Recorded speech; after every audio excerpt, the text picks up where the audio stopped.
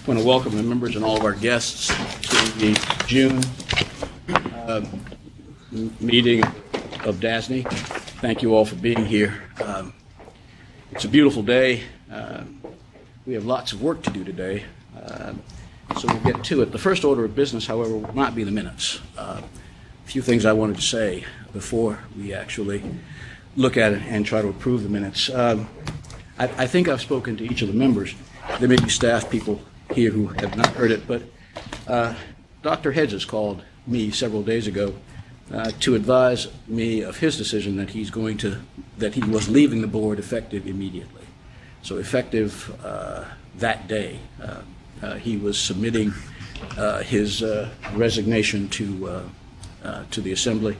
And he said he was doing it. We have not yet received it yet, but he is not here today because he has made the decision that he has left the board. And as I said, the Assembly has been advised of his decision. He told me that he was leaving after 10 years because he feels it's simply time for him to go. And I accept that reason. It is his decision to make, and it's fine. Of course it's fine. I asked him to join us today, and he thought about it for a second and said, I think when it's time to go, it's time to go. And so I will not be joining you for the next board meeting, which means, of course, that he wasn't in the audit committee meeting yesterday either. It is my view that Dr. Hedges, in the 7 years that I've been here, has contributed enormously to the work of this board. The quality of the discourse around this table, in my view, has been enhanced because of his willingness to participate in that discourse, to ask tough questions, to offer sometimes tough opinions and views. He is a man whose intellect we all respect. He could analyze while he was talking, and that's a particularly enviable trait to have. His questions were always interesting, and they prompted a great deal of thought.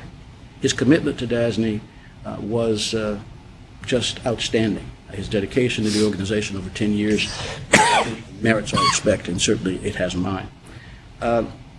He has a big brain, and when he used it, he tended to use it well. You didn't always agree with Roman, but if you chose to disagree with him out loud, you had to bring your A game, because Dr. Roman Hedges really was a force around this table.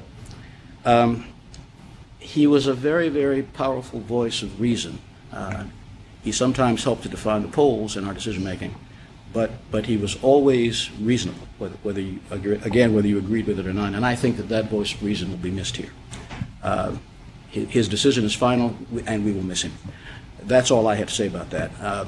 But I invite other members, if any of you, those of you who spend a lot of time on the board with Roman, have anything you'd like to say about him, I would certainly love to get that into the record as well. Well, I will miss my neighbor on my left.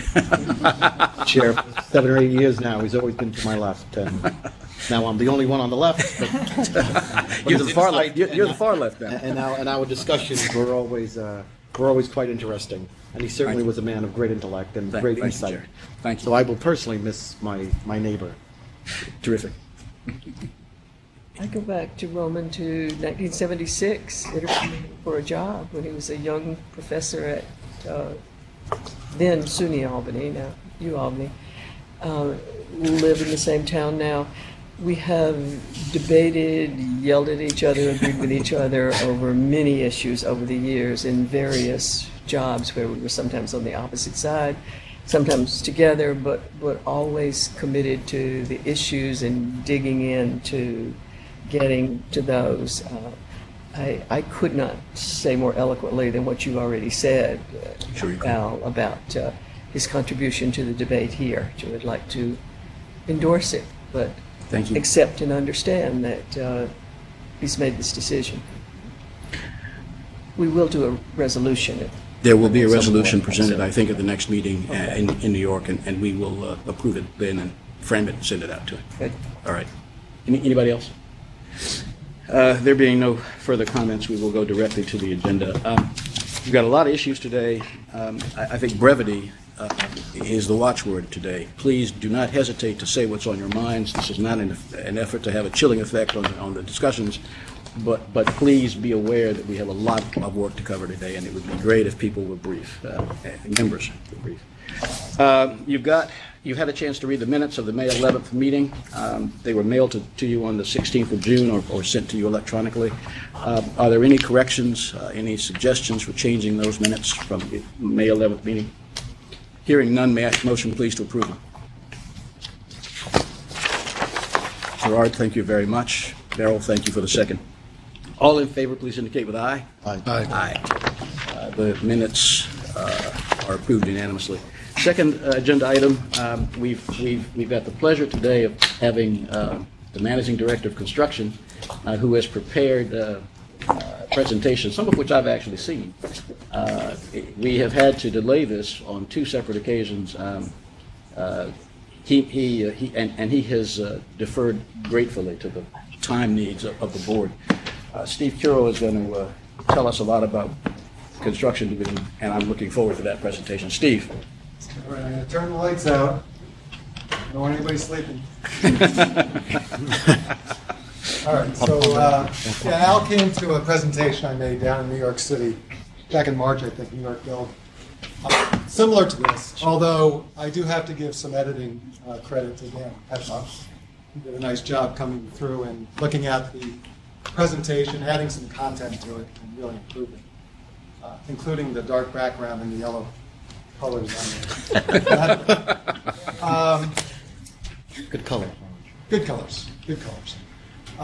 Just one word with regard to any of the facts or figures in here. They all tie back to the end of the past fiscal year, so March 2016, in case you're hearing other facts and figures thrown around. Quick agenda, so I'll talk about our clients, who we do work for, some of the statistics coming out of the construction division, what the construction division looks like structurally and organizationally, the two service models, full service and modified service, how projects come to DASNY, the life of a project from start to finish. We are a turnkey operation, so we'll walk through that.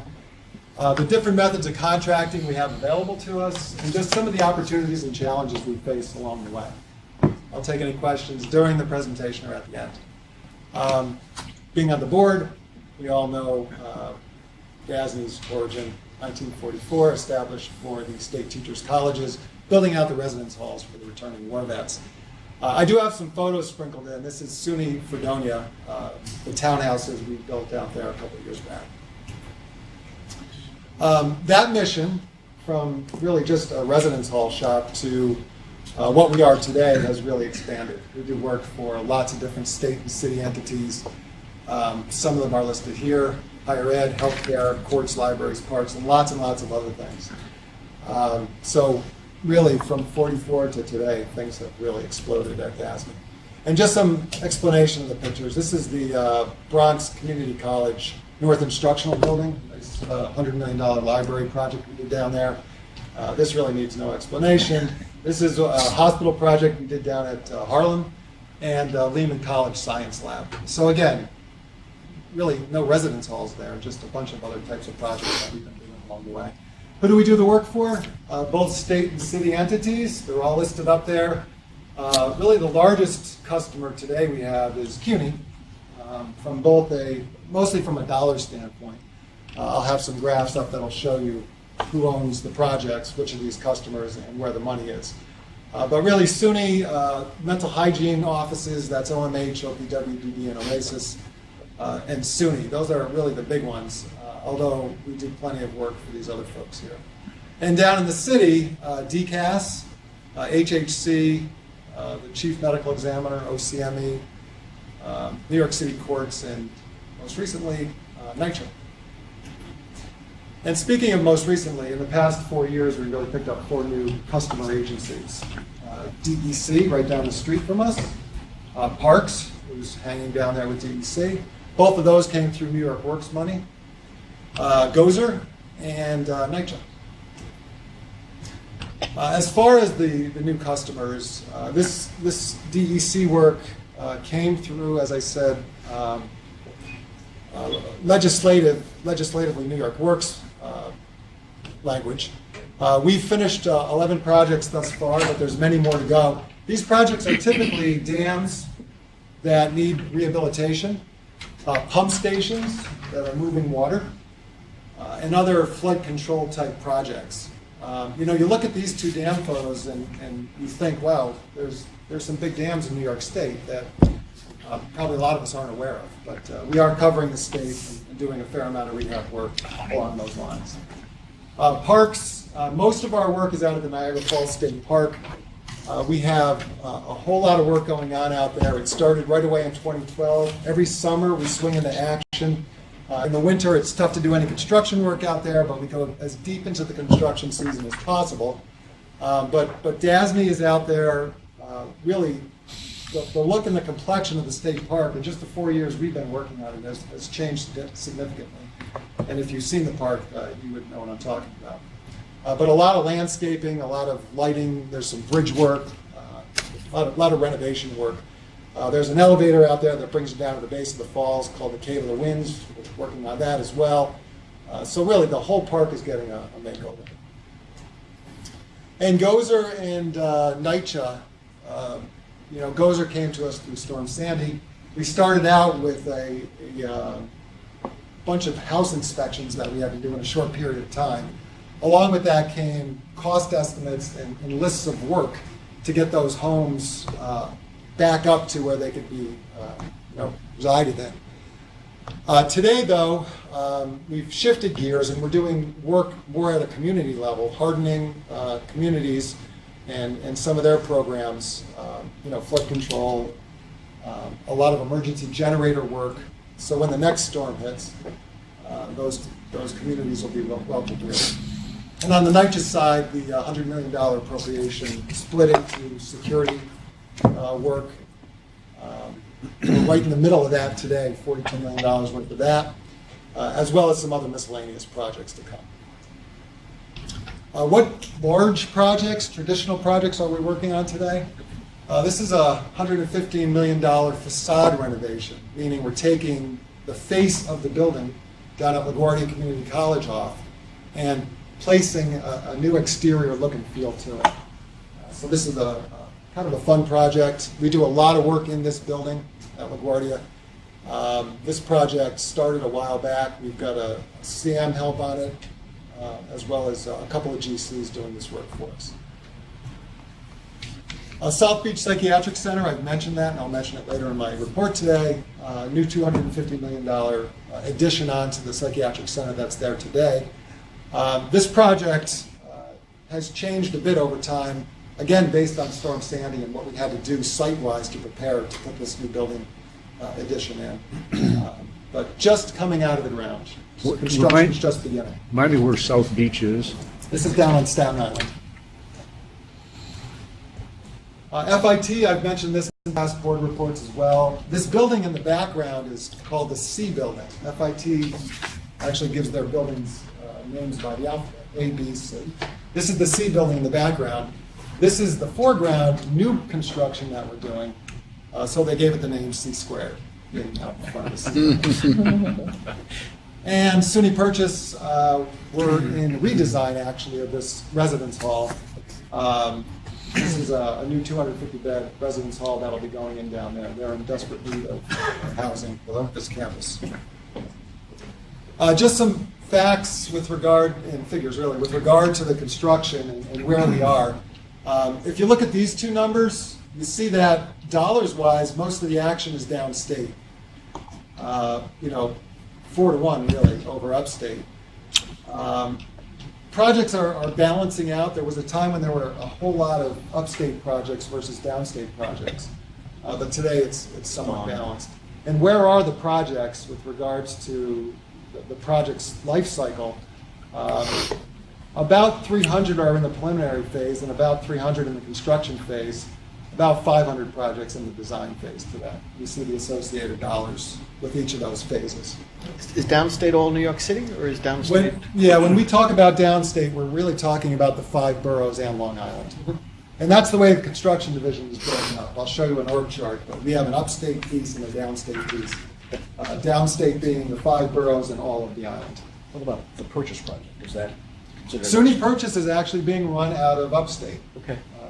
You know, it's in Westchester County, Yeah, so yeah, sure. that's the cutoff. for us. Okay.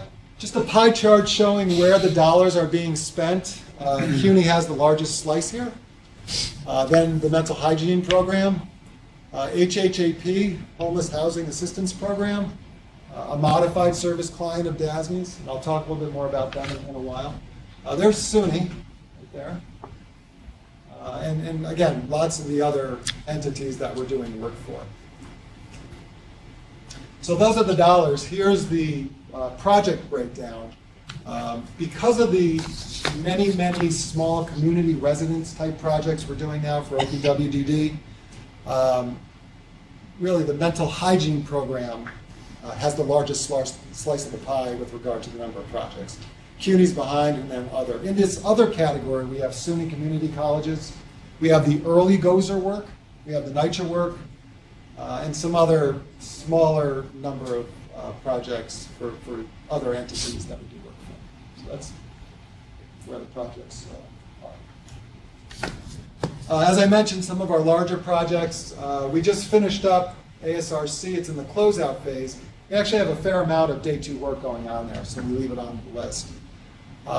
Bronx Community College, Bronx Psychiatric Center, we're finishing that project up. Again, there's some day 2 work going on. South Beach, right out of the gates, we're just beginning the construction phase. Gouverneur Hospital, we're done with this project. There is an elevator day 2 type project going on, so we leave it as an active project. There's the FIT project, the facade project at LaGuardia, and NYCHA. So those are the big dollar projects, as you can see. It wasn't that long ago that I would go down to New York City, and really on 20 different work days, I could go to 20 different projects that were $50 to $100 million projects. So again, the size of the projects are getting smaller, but as you'll see in a graph later on in the presentation, the number of projects is actually on the rise. Steve, I think you may have said it, but it's correct, isn't it, and for the record, that the CUNY project is the largest construction project in DASNY's history. It is. The $700 million ASRC CCNY project is the largest. That was a multiple phase project, many GMP contracts on that project. When you add them all up, it's the largest that DASNY's known.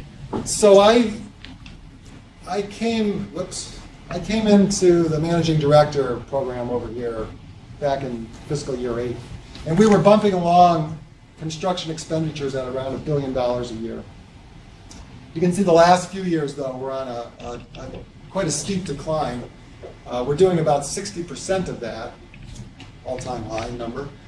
And it is really a reflection of the large mega projects, the $700 million ASRC project, are just not projects that are being advanced these days.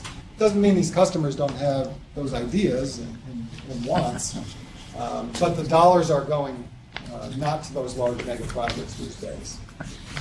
On the flip side, But is there to any extent that they're being done by someone else or in some other way? they're really not. If you ask CUNY, they'll tell you we've got 100 projects that are on the design shelf that we can't pull off because they're not funded. So it's not like CUNY's doing that. There's just, across the state platform, there's not a lot of mega capital projects for the customers that we deal with anyway.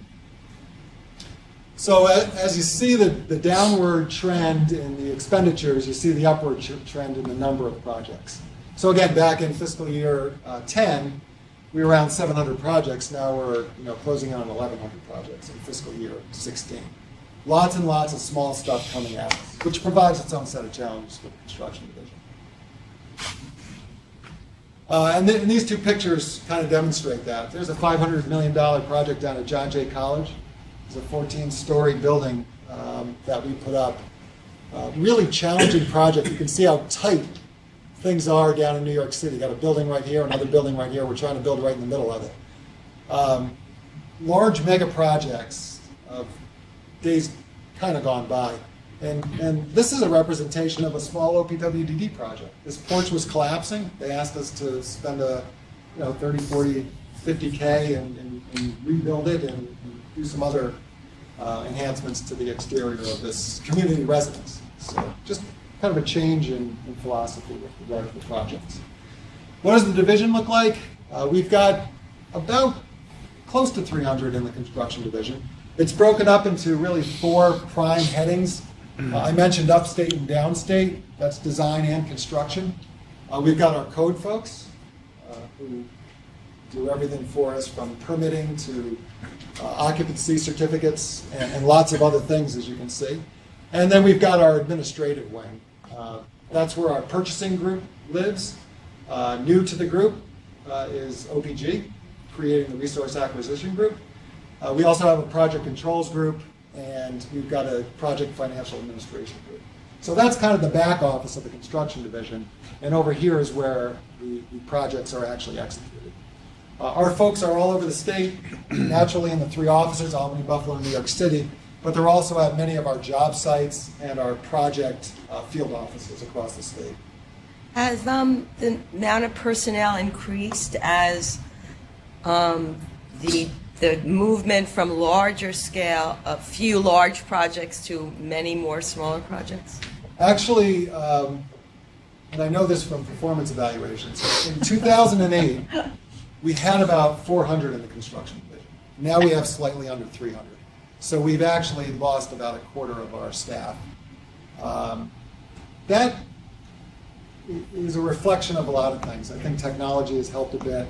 Just trying to do things, a little more efficiently than we have in the past. A number of, different forces have driven that number down. On a typical project, what's the percentage relationship between DASNY staff and contracted staff? And is that changing?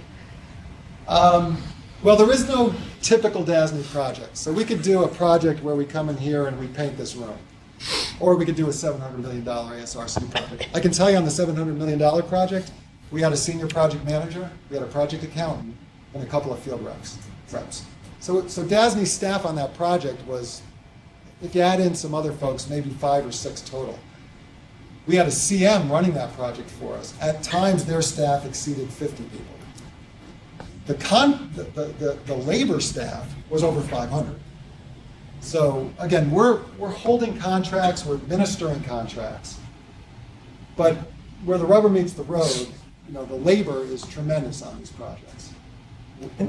And that's not changed, that relationship? Not really. I mean, the labor is what it is. The CMs, they bring what they need to bring. On a typical DASNY summer project, we have a part-time project manager and a part-time to full-time field rep. That's it. So again, we're administering contracts, right? We're managing contracts at the end of the day. We are the project manager at times. But these projects truly can't afford to have DASNY staff loaded up on them. The customers want the money going to the construction, not the soft costs, which is the DASNY staff. Okay. And as such, as an extension of DASNY's staff, we use many term consultants. DASNY can't cover all of the work that needs to be done on a construction project. So I'll put up a list of the different types of terms we have on the next slide, but as an extension of our staff, we reach out and grab private sector entities that do a whole lot of the work for us. We do no design in-house. We review design by third-party architects and engineers, but we don't do really any design whatsoever. So again, that's the role that DASNY plays as owner's rep. These are some of the services that our terms bring to us. We've got 175 term consultants today out there providing services for us on our projects. The 2 largest areas are really the architects and the engineers. But, we use a whole lot of New York City construction management help, cost estimating and scheduling. Every project has material testing terms. These are staff that DASNY doesn't have or expertise we don't have that come to us from these third-party terms. These are some terms that we're advertising for these days. These contracts are 2-year contracts with 2 one-year renewable options. So they're constantly being churned through and re-advertised, really on a 2 to 4 year basis. The two service models I mentioned are full service and modified service. Why do all those customers come to DASNY? CUNY is in the, they're in the service of higher education. They're not necessarily construction entities. So they're looking for someone to help advance their construction program, their capital program. So really, clients come to us for two reasons. They either have a problem that needs a solution. The classic SUNY problem is I've got an old dorm that nobody wants to live in, or I've got too many students and not enough beds. So they come to us with these problems that need to be solved, or there's some opportunity that needs to be advanced. CUNY, the decade of science, right? They've got this idea, but they don't have a lot of science facilities that are updated with the most recent equipment. So that's why they come to us. And they really have a choice, and I've said this many times to the board. A lot of these folks can actually take on some of these smaller projects themselves, and some try to take on the larger ones as well. So they can self-manage. The SUNY schools can go to a foundation to have them finance and hold contracts and move projects along. Private developers are always kind of working on the periphery of our campuses. They can help out with solutions. Other state agencies. We actually compete for work with other state agencies. It sounds crazy, but we do. DEC could go to OGS for a project, or under New York Works, they can come to DASNY. So those are the choices, and of course, the preferred choice is DASNY. What are the two service models? Full service and modified service. Full service is really the turnkey, start to finish, from concept to closeout, and everything in between. We hold contracts, we manage the work, the customer's involved, we keep them involved, but we're really managing the work for them. Versus modified service, where typically we're not holding any contracts, but we're filling in the gaps where the customers need us to fill in. Again, expertise that we might have, or term consultants that we might have that they don't have. So those are really the differences. And when people talk about the differences, they really talk about, are you holding contracts or are you not holding contracts? And that brings us into the life of the project. So the project comes to DASNY. The customer has determined that DASNY will be the service provider. They will be their representative on the project. We start with pre-design. Pre-design is where we conceptually put together some ideas to solve problems. We might do a feasibility study where we hire a term consultant to go out and give us 3 ideas that may be a solution to a problem the customer has. And back the deliverable there are those ideas or are those options, along with costs associated with each, schedules associated with each, and pros and cons associated with each of the options. We may be asked to do some programming.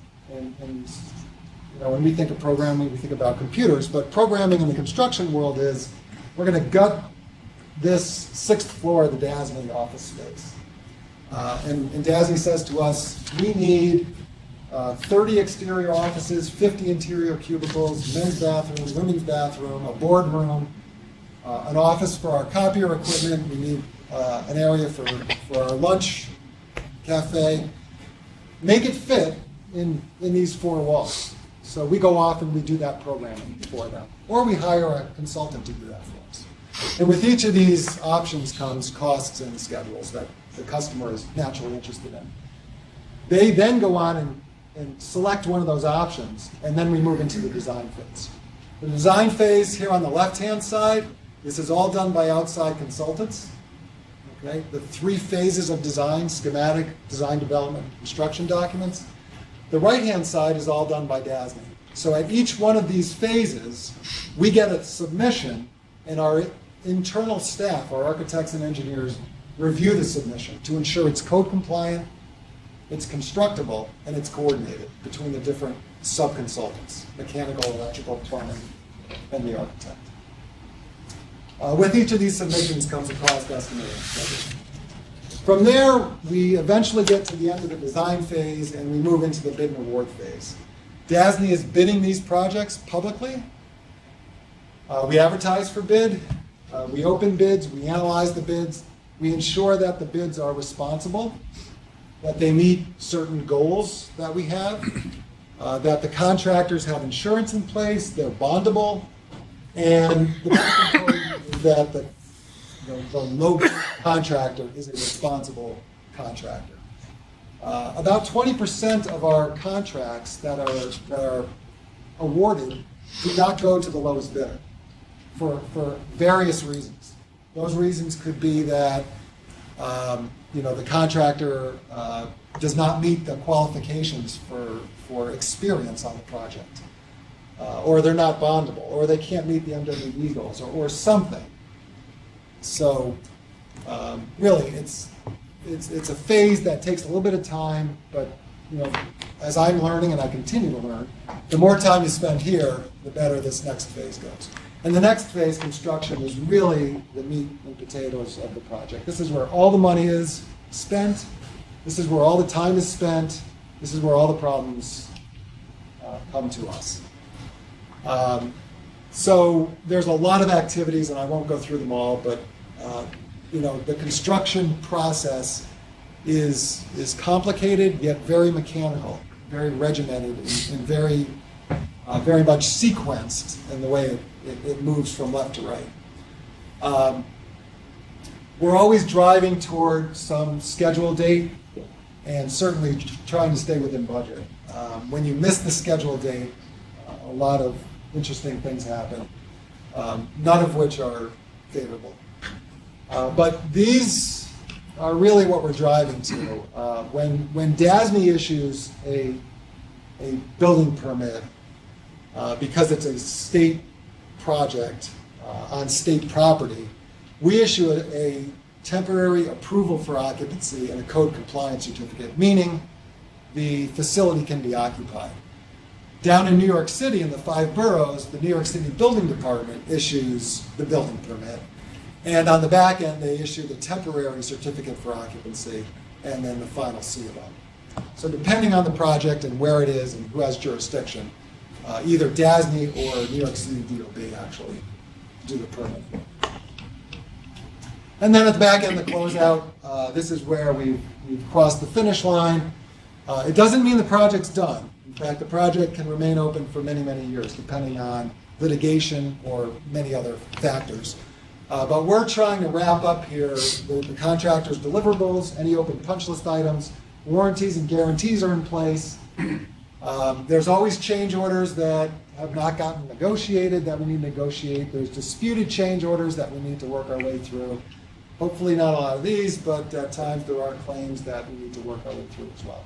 Eventually we're able to close the contracts, and there can be many of them on a project, and once all the contracts are closed, we actually close the project out. The contracting itself is really done in 2 terms, really for professional services, if we're not using a term consultant, and then construction contracting on the back end. That's always done on every project. DASNY is regulated by rules, New York State public procurement rules and laws and regulations. They kind of guide us in how we can behave during the procurement phase. And we always mention the goals that are out there. We're at 30% now for MWBE and 3% for services disabled veteran owned business goals. The process, just real quickly on the professional services side, again, we have a large project. We can't use a term consultant. We can't use a term architect. We're going to go out for a qualifications-based selection of an architect. We put the project out there. We seek interest from the different architectural firms.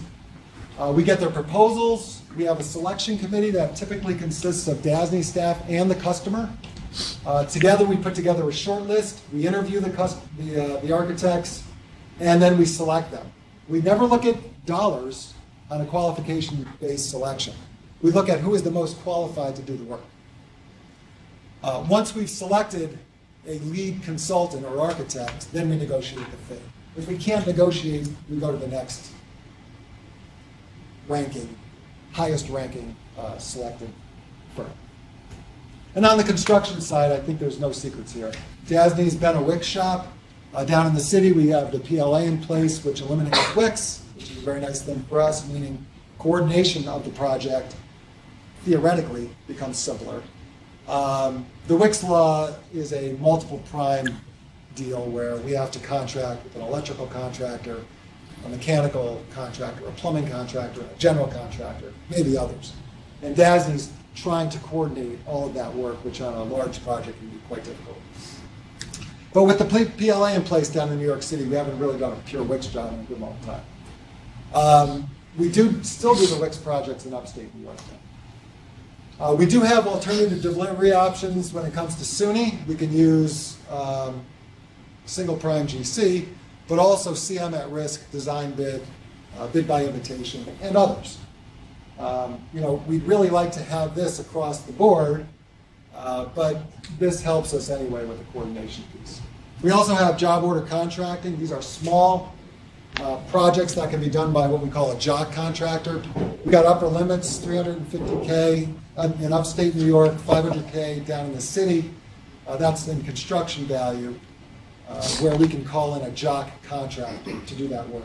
We've got these contractors right on the shelf. We can pull them out without doing any procurement at the time of the project. We do use public procurement to bring those jock contractors on board. And energy performance contracting. This is a design-build type of arrangement for projects that show energy savings over time. Everything we do is advertised in the New York State Contract Report and on our website.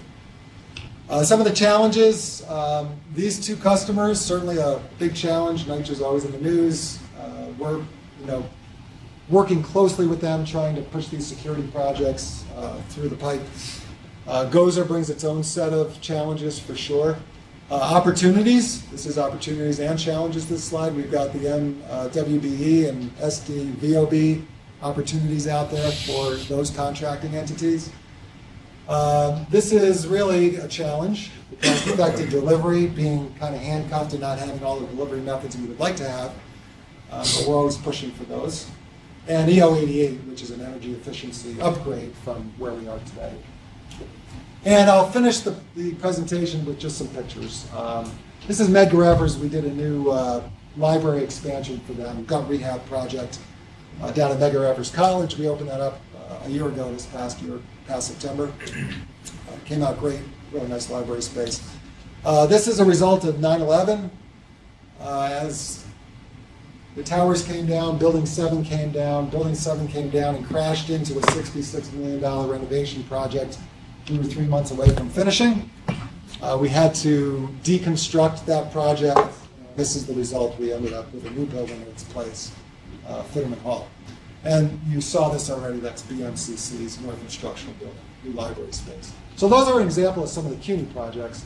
On the SUNY side, these 4 pictures kind of show everything we do. This is a small summer project.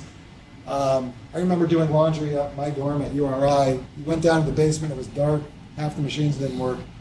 And if you left your laundry there, you never know if it was going to be there when you came back. This is UB. They're asking us to rework every laundry space they have in their dorms. And this looks a whole lot nicer. It's quite bright. There's a laundry space. There's tables here for you to sit at. One of these laundry facilities out there has a fireplace in it. I mean, it's really... Go there whether you have to do your laundry or not. Right? They're coming along. This is the second type of project. This is a gut rehab out at SUNY Oswego. This is the type of project SUNY comes to us and says, okay, it's January. We're turning the dorm over to you. Gut rehab it and have it open by August. $10 million worth of work in about 7 or 8 months. These are always a challenge. We've got a couple of these going on right now. Keeping our fingers crossed as August quickly approaches. And then the new residence halls. This is Ridgeview down at New Pulse. This just opened last year. I got to spend a fair amount of time there last summer. It was a nice project. And then SUNY Fredonia, the village. We talked about the townhouse project out there. OMH, this is the Bronx Mental Health Rehabilitation Project. This is a large nursing station on the 2nd floor. This is the entryway where we have our elevator bank. Some cafe space and a new pool for the kids that are occupying the facility. OPWDD, I say this a lot, my house needs new windows, my house needs a new driveway and a new roof. And so do the community residences. And these are those small projects that we get. OPWDD gave us 200 of these last year. to work through. We're still trying to get through those. But everything you do to your house, they need to do to these community residences. Oasis and HHAC, these are really a couple of large projects down in New York City. These can be $50 to $100 million projects for consumers who fit under these two headings of Oasis and HHAP. These are modified type projects. Again, we're running the construction but not holding the contracts. Courts, we've talked a lot about the Staten Island Courthouse. That is on the left. And up in the Bronx, at the time, our largest project in the Bronx, the Hall of Justice. HHC, our two most recent completed projects, Harlem up on top and Gouverneur on the bottom. Here's some parks and DEC work. You see a new spillway that we're forming up to place concrete at the Kingdom Dam, some formwork going in, and we already talked a fair amount about Niagara Falls. Okay. I don't know, I have this. Where's Tiffany? Is that a half hour? Okay. Any questions? Yes. An inquiry comes in about a project. How often do we say no thanks, and for what reason would we? We probably don't say it enough. And the reason is, well, why would we say no thanks? Really because we don't have the internal expertise to manage it. The most recent example is there's a pier project going in down in New York City in the Hudson River. It's literally going to sit in the water on piers. And we just didn't feel as though we had the internal expertise to take on that project. Really sexy project, really neat project, but frankly, it looked like trouble. So there are times when we have to step back and think better. But for the most part, we say yes. And sometimes that's the wrong decision, but there are times when we say no. That's Harlem from the outside. Any other questions? Okay. I'll turn the lights back on. Thanks. Steve, thank you.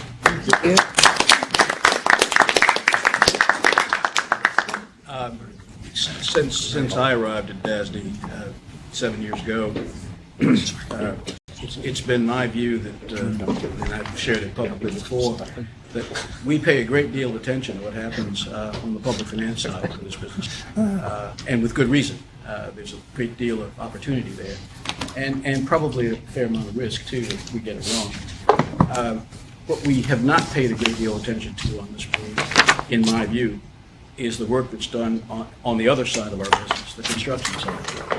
It's important to have Steve come in and do this, just to give you some sense of the size of it, just the size of what they're doing over there.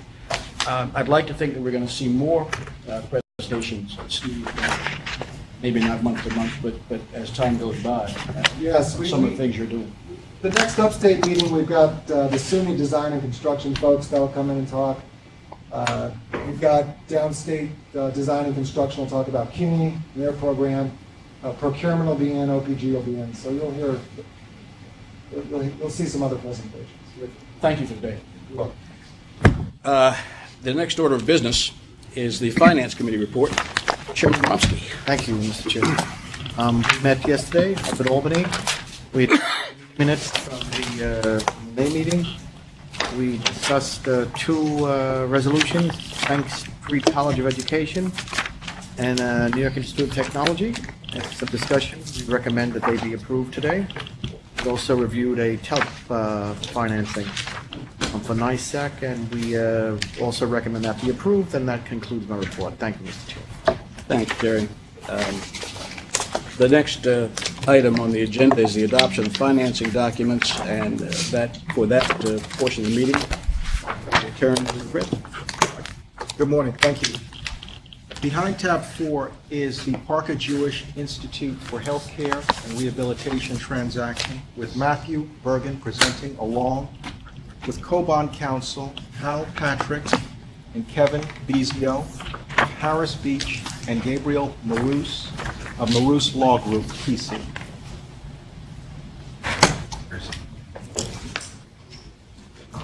Enough chairs up there? I didn't know if everybody's coming up. Are you all coming up? No, Kevin's not. Just Be all set.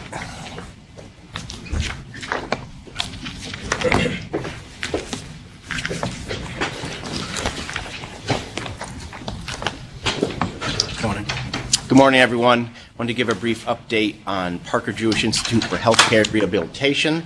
This is a resolution to proceed that was brought before the board last month, May 11th. We've received the subsequent PACB approvals. The seeker analysis is completed, and we've also had our TEFRA hearing. This is a new client. It's a nursing home in New Hyde Park, New York. They are going to refinance a taxable loan with M&T and do a relatively small amount of new money.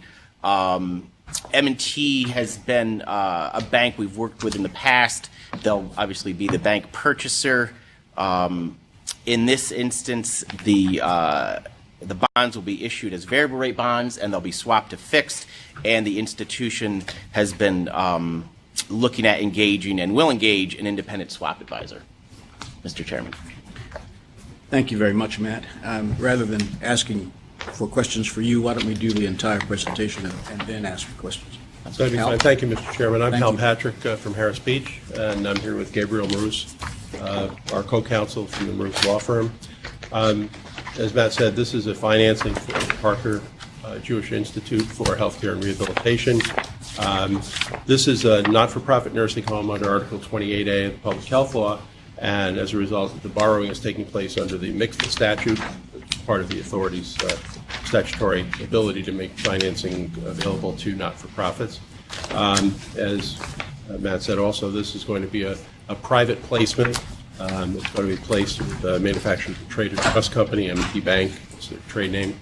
And the project involves the refinancing of approximately $31 million of construction loans that have been made to the borrower on a taxable basis by M&T Bank, together with the approximately $8.2 million of remaining construction for the improvements that the original taxable financing was taken out for. As the project progresses, it may turn out at closing that they have borrowed more taxably, and so the construction money may be a little bit less, and the refinancing money may be a little bit larger. And we'll see it at closing. To present the main financing documents, I'd like Gabriel to Thank you. describe them. Regarding the general resolutions before you for adoption, it's a new resolution which provides for the issuance from time to time of multiple series of bonds in an unlimited aggregate amount, principal amount for the benefit of the institution, Parker Jewish. The Series 2016 bonds will be the first series of bonds issued under this general resolution. The bonds may be issued for one or more of the usual purposes, which will be described in more details later in this presentation. The general resolution sets forth various things, the general terms that apply to each series of the bonds, the conditions for the issuance of each series of bonds, the securities of the bonds, the funds and accounts, and the flow of monies through such funds and accounts, the events of defaults and the remedies thereto, the provisions regarding amendments to the general resolution, provisions regarding the trustees' fiduciary obligations, the covenants of the authorities, and defeasance provisions. The bonds must be in fully registered form and may be issued in book entry form. However, while the bonds are held by M&T Bank, they will not be book entry bonds. The bonds of each series are special obligations of the authority payable solely out of revenues pledged therefore, and out of monies and investments held in funds and accounts established by the resolutions. Also, the general resolution authorizes the authority to establish and fund debt service reserve funds in a series resolution that will secure payment of the debt service on only that bond, the series of bonds. The general resolution also contains provisions concerning the right of the providers of surety bonds and other financial guarantees to fund the debt service reserve funds. Note that this Series 2016 resolution does not establish a debt service reserve fund for the Series 2016 bonds. M&T Trust and Company will be the trustee under the resolutions. As for the Series 2016 resolution itself, it authorizes the issuance of up to $42 million aggregate principal amount of the Series 2016 bonds. The bonds will be secured by the funds and accounts established pursuant to the Series resolution by a pledge to the trustee of monies payments to be made to the authority under the loan agreements. When issued, the bonds are expected to bear interest at a variable interest rate, with interest only payable until February 1st, 2018, at which time principal amortization will begin. The Series resolution will follow the authority's guidelines and restrict the ownership of Series 2016 bonds to qualified institutional buyers only. The authority will assign at closing its rights under the loan agreement and the mortgage to the trustee pursuant to an assignment agreement subject to certain retained rights of the authority. The Series resolution includes the usual delegations of powers to officers of the authority to set the terms of the bonds subject to the general resolution. And finally, the Series resolution authorizes various officers of the authority to execute the assignment agreement, the bond purchase agreement, and other documents, and do all that is necessary and convenient to proceed with the sale and the issuance of the bonds. Thank you, Gabriel. There's also a loan agreement that you're being asked to approve. It's a typical loan agreement that the authority has in its financing transactions. In this particular transaction, the security under the loan agreement will be a project loan and a building loan mortgage, a gross receipts pledge, and there's also going to be a guarantee of the obligations of the borrower by the foundation related to the borrower. Generally, with respect to the bonds, as we've said, it's going to be a private placement to M&T Bank, which is a qualified institutional buyer, and the authority's guidelines with respect to resale or reoffering of the bonds dealing with other qualified institutional buyers will be observed in the documentation. There will be a bond purchase agreement among the authority, the institution, and M&T Bank as the purchaser. That bond purchase agreement, because this transaction is going to be a drawdown bond transaction, it means that the payments of principal of the bonds that are going to fund the bonds coming from the purchaser, M&T Bank, will be done periodically.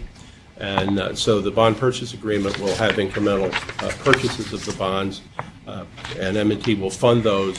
It's anticipated at this time that those will be quarterly fundings based on the progress of construction. As I mentioned at the outset, the majority of the proceeds of the bonds are going to repay existing taxable loans, so the majority of the bond proceeds will be funded on the closing, and there will be something 8.2 or less in $1 million in construction, which will be paid out over time as the construction is completed and the balance of the bonds are funded. The loan agreement and the mortgage, as Gabriel mentioned, are assigned at closing upfront to the trustee, subject to the reserve rights. And in addition, there will be a put option. This is the purchaser's option to require the bonds to be put back to the borrower after a 10-year period. So the bank is committed to purchase the bonds and hold them for 10 years. At the end of 10 years, there's a mechanism to put the bonds back. That doesn't prevent the bank from continuing to hold the bonds, and if they choose to continue to hold the bonds, there is possibility but not a requirement that the interest rate would be reset. If it is reset, there are certain tax requirements that have to be examined and reviewed, and of course the documents provide that those will be reviewed, and if there is a change, then if it requires a tax analysis, it'll be done. There's also one other feature. If for some reason during the period that the bonds are held by the bank, the bonds should become taxable, the documents provide for an interest rate increase to the taxable rate. I think, and the only other thing to mention is that, as Matt said, it's expected that there will be a swap transaction so that the borrower can hedge the interest rate risk on the variable rate debt. So we ask for your approval of the documents, and I'm happy to answer any questions if there are any. Thank you, Hal. Are there questions from the members for Matt? for Gabriel, for Hal, or Kevin, who prepared the bond counsel letter. Hearing no questions, I have a motion, please, to approve the transaction. Sandra, thank you. Charlie, thank you for the second. All in favor, please indicate with aye. Aye. Any opposed? None. The motion carries unanimously. Gentlemen, thank you. Thank you. Thank you very much, Mr. Chairman. Good day, everyone. We're going to go now to resolutions to proceed with new financings. The President will take care of that, too. Behind tab 5 is the Bank Street College of Education transaction. Steve Koser will present the credit summary and staff report. Morning, Steve.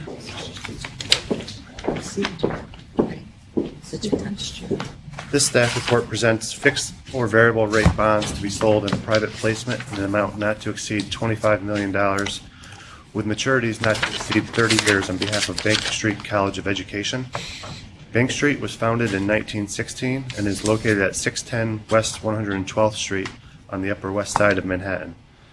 The college is an institution for higher education authorized to confer degrees by the Board of Regents of New York State. The college is a nationally recognized leader in the education of teachers and includes 3 main divisions: the Graduate School of Education, Children's Programs, and the Division of Innovation, Policy, and Research. An integral and unique component of Bank Street's graduate school education is its year-long supervised field work, which serves as a nexus between the Graduate School Division and the Children's Program Division. Each graduate student works 3 to 5 days a week in a setting appropriate to his or her program of study. And with that, in 1954, Bank Street began a full-scale elementary school, which gradually expanded to include children aged 3 through 14. Every elementary classroom has assistant teachers or student teachers that are current Bank Street graduate school students, allowing many of the graduate students to do their field work on site. This will be Bank Street's first DASNY financing. The college has issued 2 series of bonds through the New York City IDA. Approximately $2.2 million of its Series 2002 bonds are currently outstanding and are expected to be refinanced with the proposed bond issue. The refinancing is expected to result in net present value savings of approximately $350,000, or 16% of the bonds being refunded, and will free up collateral to be used in connection with the proposed financing. The final maturity of the refunding bonds may exceed the final maturity of the bonds being refunded. The college will weigh this alternative if tax counsel determines there's additional useful life available for the assets financed with the proceeds of the Series 2002 bonds. Bank Street also plans to use bond proceeds to renovate its 112th Street facility at a cost of approximately $14 million and to make leasehold improvements to administrative office space that is expected to be leased at the Interfaith Center of New York at a cost of approximately $3 million. Bonds are expected to be drawdown bonds sold through a private placement to Bank United NA. The bonds are expected to have a 30-year maturity with an initial 15-year term with a fixed rate. The bank will have a put option after 15 years where it will have an option to require a mandatory tender. The college may choose to refinance or negotiate a renewal with the bank prior to the expiration of the 15-year term. The new money bonds are expected to pay interest only for the first 24 months, and the refunding will begin paying principal and interest immediately. Since this is a private placement, there will be no rating. Security is expected to include a mortgage on the 112th Street building, a pledge of revenues, and financial covenants. Bank Street's 2 main programmatic divisions are the Graduate School of Education and the School for Children. Matriculation rates at each of these divisions are strong, averaging 70% at the graduate school and 58% at the School for Children over the past 4 years. Although there is strong matriculation at the graduate school, applications have declined 16% over the past 4 years, and newly enrolled students declined 9% over this time, leading to a decline in the FTE enrollment. The School for Children enrollment has been stable and traditionally operates at near capacity. Management plans to increase the School for Children enrollment by gradually adding additional class sections. Bank Street is dependent on net tuition revenue, which has been relatively flat over the past 5 years due to the decline in graduate enrollment. In 2015, 59% of revenues were from net tuition. The next largest revenue stream for the college is grants and contracts, which accounted for 24% of its 2015 revenues. Bank Street has had modest operating losses in each of the last 4 years, ranging from negative 0.2% in 2014 to negative 2.7% last year. If you adjust the operating returns by adding back depreciation, the college shows gains in each year. The college is forecasting an unaudited operating profit of approximately $600,000 in the current fiscal year, which ends at the end of this month. Management feels its efforts to stabilize graduate enrollment, expand the school for children enrollment, and to increase grants and contracts revenue will allow operations to grow going forward. The college has very little debt outstanding and has had net assets increase by $7.6 million or 18% since 2011. Its 2015 viability ratio is 6.9 to 1, and with the proposed bond issue, Bank Street's pro forma viability ratio would be 0.8 to 1, and it has a projected debt service coverage ratio greater than 2 to 1 over the next 5 years. Mr. Chairman. Steve, thank you. Are there questions for Steve? Sandra? Steve, the savings analysis of the refinancing is based on not extending the bonds. Is that correct? That's correct. Can I assume that if the decision is made to extend those bonds, that there will still be a net present value? Yeah, we can do the analysis, but I believe that would be the case. And we don't know how long it would be extended, but I'm depends guessing on- it wouldn't be a number of years? Or? Yeah, it really depends on what tax council determines to be the useful life of the facilities. They'd like to extend it out to balance the debt service payments as long as they can. I understand that. I'm just concerned if it's extended to a point where there's no longer savings on it. Oh, yeah, I believe there will be savings. We can discuss that with them. Thank you. Other questions? Steve, you probably haven't had time to do this, but you were going to check to see whether or not they have a current appraisal or reasonably young appraisal for that 112th Street building. Yeah, I did speak with the management team. There has not been a recent appraisal, but in connection with this financing, they will be having an appraisal. Okay. The bank has actually just put in the request for the appraisal. Fair enough. Thank you. Again, other questions for Steve? Hearing none. May I have a motion, please, to approve the transaction? Sandra, thank you. Is there a second? Bill, thank you very much. All in favor, please indicate with aye. Aye. Are there any opposed? Motion carries unanimously. Steve, thank you. Behind tab 7 is the NISARC Inc. help transaction unfortunately presented. I think 6. Oh, 6. Yeah. You have tech. Moving fast. You said move fast. Yeah, I did. I gotta get my glasses. Behind tab 6 is the New York Institute of Technology transaction. Dave Ostrander will present the credit summary and staff report. Thanks, David. Good morning. The staff report provided to the members presents one or more series of tax-exempt and/or taxable fixed and/or variable rate bonds in an amount not to exceed $55 million on behalf of New York Institute of Technology, or NYIT. This will be NYIT's first issuance through DASNY since 1967. So by way of background, NYIT operates 2 primary campuses in the metropolitan New York area, its main campus in Old Westbury and Nassau County, as well as a campus in Manhattan at 61st Street and Broadway. They also operate international programs in Canada, China, and the United Arab Emirates. Bond proceeds will be used to refinance all or a portion of NYIT's Series 2000 bonds, which are issued by the Nassau County Industrial Development Agency, and all or a portion of NYIT's Series 2000A bonds, which were issued by the Suffolk County IDA. While for a resolution to proceed, we're asking the board to approve both tax-exempt and taxable bonds. The plan at this point is to issue only taxable bonds through DASNY, and it's really for 2 reasons. The first, the Series 2000 bonds were previously advance refunded and would not be eligible for a second advance refunding using tax-exempt proceeds due to tax law limitations.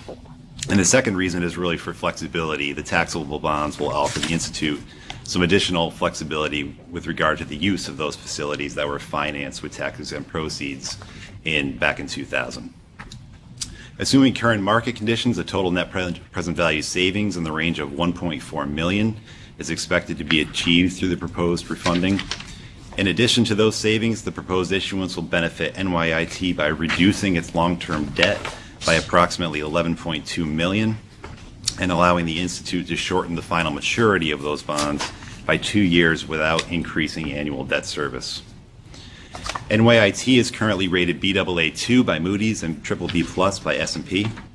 Accordingly, the Institute qualifies for an unenhanced borrowing under DASNY's current financing guidelines. And in accordance with those guidelines, payment of debt service on the bonds will be secured by a pledge of revenues of the Institute, as well as a mortgage on real estate acceptable to DASNY. Additionally, financial covenants will also be required. A debt service reserve fund will not be required for this financing. A little bit of information on the credit of NYIT. One of the things that stands out when you look at their credit strengths is the diversity of their programs and the international students that they're able to bring in with those programs. The Institute currently offers undergraduate, graduate, and professional degrees in more than 50 fields of study, which range from architecture to education to health professions. And through these programs, NYIT attracts a large contingent of international students across both its main campus and campuses in New York, as well as its international sites. So when you look at international students, they account for approximately 30% of their total enrollment. And when just looking at the New York campuses, they have 20% international students. The Institute has experienced declining undergraduate enrollment in recent years, which was mainly due to competition for students at its New York campuses, as well as the closure of 2 of its international sites, one in Jordan and one in Bahrain, which accounted for approximately 1,500 FTEs. Looking at graduate enrollment, that number has improved in each of the last 3 years with increased demand in its business and engineering programs, as well as the health professions. That graduate enrollment also includes the Institute's medical school, which is the College of Osteopathic Medicine, one of the largest medical schools in the U.S. with over 1,200 students. And in August of 2016, NYIT will formally open a second College of Osteopathic Medicine site located at Arkansas State University, which is expected to enroll an additional 460 students when at full capacity. So it's these new programs, along with the continuation of recruiting international students, that will be key factors to maintaining and growing enrollment at NYIT.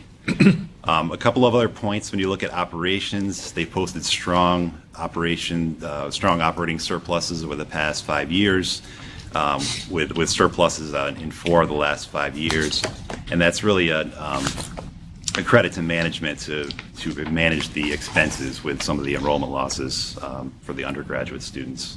And lastly, debt service coverage levels have been very strong, averaging 3-to-1 annually over the last 5 years. Mr. Chair. Dave, thank you. Are there questions for David on this transaction? Is this all refinancing? It is, yes. And just a quick question. We're refinancing $60.6 million of bonds, and we're only authorizing 55. Is that right? That's right. Yeah, the par amount for the new money issuance, or excuse me, the DASNY issuance, will be just under $50 million. The Institute is contributing $10 million of equity, and there'll be just over $6 million of debt service reserve fund releases from the IDA bonds. Yes, of course. I noticed that the original issuer here, well, and 2 issuers, both Nassau County IDA and Suffolk County IDA, can't help but notice that the last transaction we dealt with was also the original issuer was an IDA, the New York City. I assume that in both cases they could have gone back to the original issuer for the refinancing. Is there any significance to be drawn from seeing this, a trend of some kind, that, or is it just coincidence that we're seeing these 2 IDA, 3 IDA issuers? I think in this instance, given the fact that it was 2 different issuers, certainly there are efficiencies coming to us to be able to refinance the bonds that were previously issued by the Suffolk County and the Nassau County IDAs. Certainly the guidelines changes that we undertook, I think, were central in terms of some of the discussions that we had over time with New York IT. So I think sort of the combined package that was real, sort of moved them to come to us. We had a number of conversations with them over quite a long period of time. I would say, over a period of 15 months or so, as they were thinking about their options and talking to us about what it was that they had in mind. And you would say the New York City IDA, the previous transaction that we just And dealt we are with. seeing a number of transactions in connection with the refinancing of New York City IDA debt. I think that there are a number of, again, I think our guidelines changes have been very helpful. I think there are also a number of programmatic requirements that Build NYC is seeking from borrowers. And those are issues that the borrowers are taking into consideration and sort of looking at that versus looking at the requirements that we have. The requirements that we have are really on the financing side. The requirements that Build NYC are looking at are really more programmatic and policy kinds of issues, separate and apart from the financing terms unto themselves. We've also been getting waivers of the bond issuance charges for several We years. can't hear you. We've also been getting waivers of the bond issuance charge for several years, and so it makes Right, us but more that- competitive that way, too. Well, I was hoping to hear, and I'm glad to hear that both the guideline changes and the waivers have been a factor in our seeing more of these originally issued IDA projects. Thank you, Sam. Thanks very much. Are there other questions or comments? Transaction. Hearing none, may I have a motion, please, to approve the transaction? As a graduate of this institution. Hardly. Thank you, Gerard. I was actually planning to mention that and overlooked it. We have a motion to approve the transaction from the Finance Committee Chair. Is there a second? Beryl, As someone who lives near one of the campuses. Thank you. Thank you very much for your second. Where am I? All in favor, please indicate with aye. Aye. Thank you. I got caught up in the moment. The motion passes unanimously. Behind tab 7 is the NYSAR Inc. TELP transaction with Portia Lee presented. Thank you very much. Behind tab 7 is the TELP financing in the amount of $20 million on behalf of NYSAR. As you know, it's a current policy of the Public Authorities Control Board that financings that exceed $10 million be presented to both the DASNY Board and PACP for approval. This $20 million TELP lease represents the first transaction on behalf of NYSAR for calendar year 2015. There's an attached equipment list which shows broad categories of equipment that are anticipated under this financing for the various chapters of NYSAR. Thank you very much, Mr. Chairman. Thank you, Portia. Finance Committee yesterday heard that while the categories of equipment here proposed are very large, that as the financings begin to take place, DASNY will be advised of with a more specific list of equipment, so that our files will reflect more specificity with regard to what's being leased and for how long. Are there questions about this? Hearing none, may I have a motion, please, to approve it? So moved. Thank you, Charlie. Adrian, thank you for the second. All in favor, please indicate with aye. Aye. Motion passes unanimously. And now we go to agenda item number 8, which is the Audit Committee report, the information materials for which are found, behind tab 8, sorry. And we go to the Audit Committee Chair. John. Thank you, Mr. Chairman. The Audit Committee met yesterday to review the annual financial statements. We also had a report from our auditor, KPMG. We have a clean audit report this year, no management letter. Our Chief Financial Officer, Kim Nadeau, gave a very helpful analysis of our financial statements. Our financial statements, as we all know, include the conduit debt, which means that making some sense of them for our purposes, board, it helps to have some explanation. All of the information is there. A lot of what we need is in the supplemental information, but Kim is going to give us some highlights today to help this board put it together. I think Greg Driscoll and Jeff Koch are here from KPMG. Benny Hadnot was here yesterday. I think Annette Hale is here today from BCA Watson. We also heard or considered the annual investment report, and our president gave us a report on the Public Authorities Accountability Act annual report. So at the conclusion of of Kim's report, and I guess Greg's highlights, we will ask the board, or we will recommend to the board that it approve all three of these reports. So, Do we approve the audit committee report, the audit committee minutes, or they're not approved here, or are they? No, we approved them yesterday at the meeting. Yes. Before you all start, Annette Hale is new on the account. Just want to welcome her to DASNY for the record. Thank you. And you were new on the account as well. Grace, thank you very much for being here. Kim, are you going first, or? Thank you, John. Good morning. If you all have your binders that you received last week that have the financial statements, if you could do tab 2, I will walk you through some of the financials.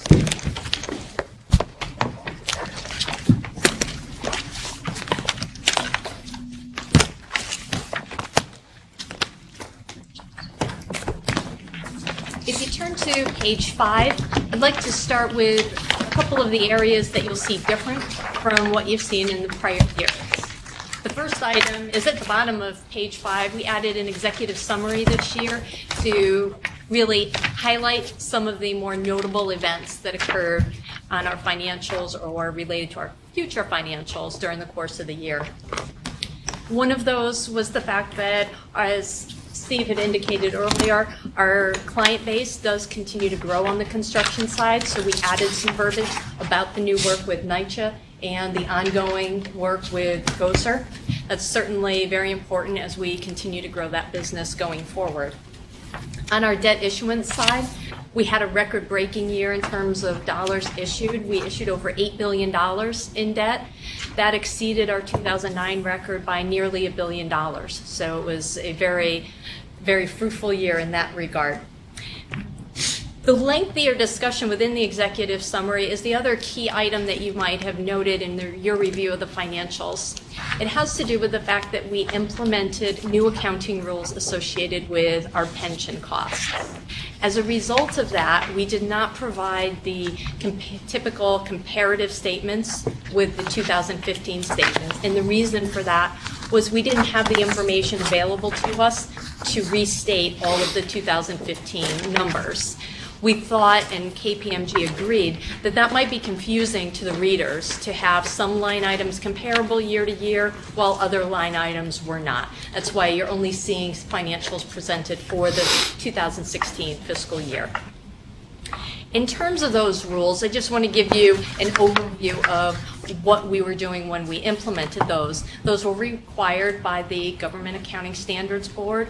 What we used to do was to record as an expense whatever the required contribution was. So what the state retirement system notified us was required for a contribution, that was our expense. And assuming that we paid that, which we did historically, there was no liability on our books. Under the new rules, the focus is really on getting a liability on your books. So we know that going forward, DASNY has continued obligations to the employees that it has participating in the plan, and the rules want you to recognize the fact that that liability exists. So each year, the actuaries will calculate what the future liability is. They'll look at each of the participants, calculate out a full liability for that individual. Then they'll take a present value, discount that back to today, net that all against assets that have been contributed to a trust set aside solely to pay these obligations, and that becomes the net liability. So for a person that has worked 1 year, the actuaries assume that they will retire after 10 years. What we would have on our books is 1 year's worth of the liability, or 10%. So certainly a difference from where we were before. A couple of the major items that you would note in the financials is that it reduced our pension expense for the year. We had been paying about $7 or $8 million a year in our contributions. We continue to do that. But the expense, when you compared 1 year's liability to the next, was just under $5 million of actual expense. So we had a pickup there in terms of our earnings. We also restated our beginning unrestricted net position because of those past years' worth of higher contributions than what the expense would have been under the new rules. And that was just under $1 million worth of an increase in our net position. Are there any questions on those new rules before I go into the balance of the discussion of the year's results? Okay. So overall for the year, we reported a $45.7 million loss. And most of that is related to the conduit debt, which John had mentioned. And in this year, the large loss was really primarily to do with refundings that happened during the year and money set aside into escrows to pay bondholders in the future. DASNY's own internal operations reflected a $1.4 million loss in our earnings. If you'll recall, in March, we talked about where we thought we would end the year, and at that point, we thought we were going to be somewhat favorable. The difference between that and where we ended the year with the $1.4 million loss really was driven by two factors. One had to do with our retirement benefits other than pension. We allocate a portion of those costs to our private clients. That has a $140 million liability. And when we met with you in March and reviewed the results between then and finalizing the year-end results, the allocation to those private clients increased a bit. It was just under 1%, but on a $140 million liability, that increased where we thought the expense was going to be that ran through our books by about $1.4 million. We also had a higher amount of time spent by our employees on various New York State initiatives for which we don't have appropriations or other sources of funding from the government. That translates into looking at our business from a line of business standpoint. Our construction business was essentially break even. We expect that because most of the work is done for our state family. That's done based on costs. And those other parts of the state pay for those through appropriations or other sources of funding that they have. In terms of our financing, both the debt issuance and the subsequent bond administration, that too was essentially break even for the year. And because of the two sets, the lines of business having break even results, we didn't have funds available to support the other New York State initiatives that in the past, if we had been earning profits, which we had particularly on the issuance side, we would have been able to cover those costs, and we were unable to do so this year. If we move on to page 8, here we talk about the bond issuances for the year. As I noted, we issued over $8 billion worth of debt. That was $3.5 billion higher, or 75% more than we issued in 2015. The charts at the bottom of the page show you that most of that, over 75%, came from new money and refundings, with the refundings over 40% alone. You'll also notice that that was a large increase from the prior year, and that primarily related to two private clients that were refunding their debt. You also see there were higher refinancings, and that too was on the private side. As a result of that, the chart on the right-hand side, you'll see that the percentage of the overall issuances went down on the public side. So while still 2/3 of the overall issuances, it was lower than last year's 86%, and that was because of the shift, even though there were more dollars on the public side than in 15. On page 10, we have the retirements for the year. $6.6 billion worth of debt was retired. Over half of that was refunded through the issuance of new DASNY bonds. Here, too, the private clients were very active. They were taking advantage of lower interest rates, reducing their debt, reducing their interest expense. You see the chart on the right that the public allocation of the total issuances was down somewhat. We had 66% of the issuances to our public clients in 15 and 50% in 16. Page 12, we have the bonds outstanding at the end of the year, which had increased by $1.6 billion over the course of the year, ending the year at $47.3 billion. The allocation between our public and private clients didn't change very much in this area, up from 66% to 68% when we ended 2016. Our construction management activities are shown on pages 13 and 14. Here we had $3.1 billion worth of activity during the year. That was for our construction disbursements in total. So the certified disbursements, which is really a reimbursement to our clients, versus the DASNY managed projects, which is the work that Steve talked about earlier. Both of those contributed about 50% each of the overall decrease from 15. So there's about a $300 million decrease year over year. As I said, that was about 50-50 between the two aspects of the business. Overall, the public clients continue to represent approximately 88% of the total work that we were doing.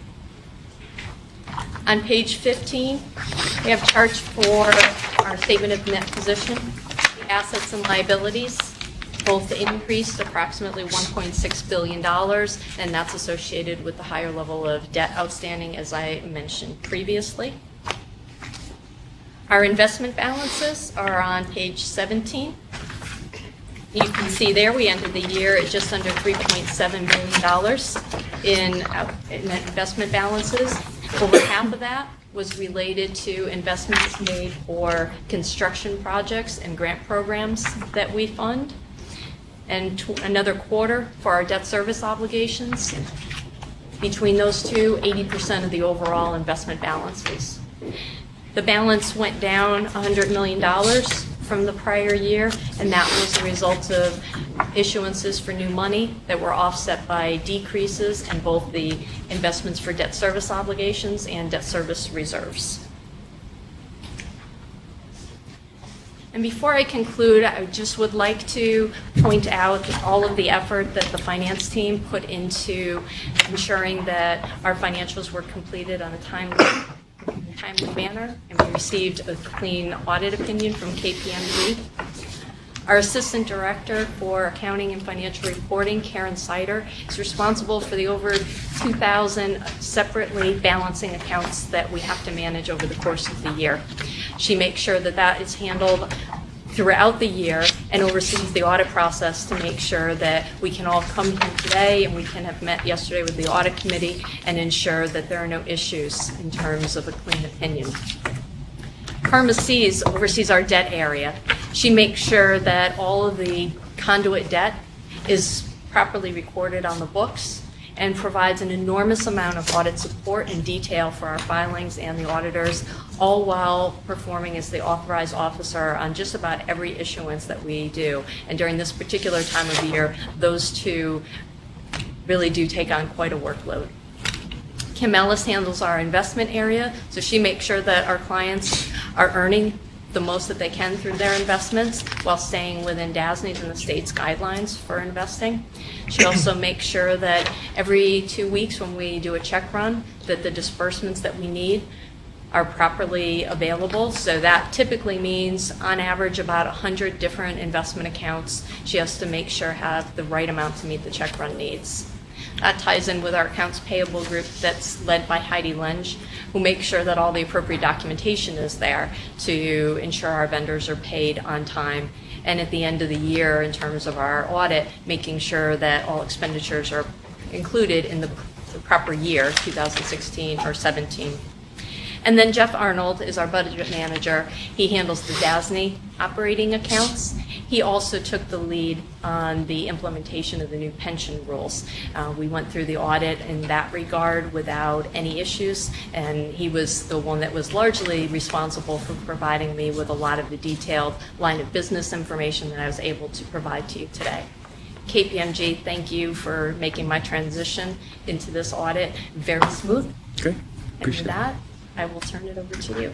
Thank you. Good morning, everyone. We're pleased to be here to present the audit results, and in the spirit of the chairman's request for brevity, we did provide a more fulsome presentation to the audit committee yesterday, the materials from which are there on the side table. If, for those of you that weren't in attendance, are so interested, you can pick a copy up. For our remarks today, we'll focus on the deliverables that we're providing at this point for the board, as well as the core results of the audit. So as far as deliverables go, we expect to issue today our auditor's report on the on DASNY's basic financial statements, a separate auditor's report on supplementary information published by DASNY. We'll issue our report on internal control over financial reporting and compliance and other matters based on an audit of financial statements performed in accordance with the government auditing standards. That is a report required by government auditing standards that would disclose any material weaknesses or significant deficiencies in internal control over financial reporting, or any material instances of noncompliance with laws, regulations, contracts, or grants. To preview the audit results, none of those were identified, so it was a relatively clean report in that regard. We'll also issue our report on DASNY's compliance with the requirements of Section 201.3 of Title II of the official compilation of codes, rules, and regulations of the state of New York that involves investment policies and procedures. And then lastly, we will issue our letter to the audit committee providing certain communications required under our professional standards. So 5 deliverables at this point in the audit. As the summer goes on, we will also be issuing reports on financial statements of 45 individual bond issuances that, based on the documents, require a separate set of financial statements. And then once prepared, we will review the DASNY annual report. We have a responsibility with any document that has DASNY's financial statements in it to review the other information around it to be sure there's no conflict, and if we do identify conflict, to resolve that with management and, if necessary, the audit committee. So the 5 deliverables that I mentioned today, with the 45 individual statements coming as the summer moves on. From a audit results perspective, we will be issuing unmodified opinions today on the basic financial statements, as well as on the Title II compliance and the supplementary information. DASNY's accounting policies are described in Note 2 to the financial statements, and they are generally consistent with those of prior periods, with the exception of the changes resulting from the adoption of GASB Statement 68, which Kim went into. We've had discussions with management about the quality of the accounting policies as applied in financial reporting, and they appear to be appropriate for DASNY's circumstances. We identified no transactions that were deemed both significant or unusual, or that lacked authoritative guidance or consensus as part of this year's audit.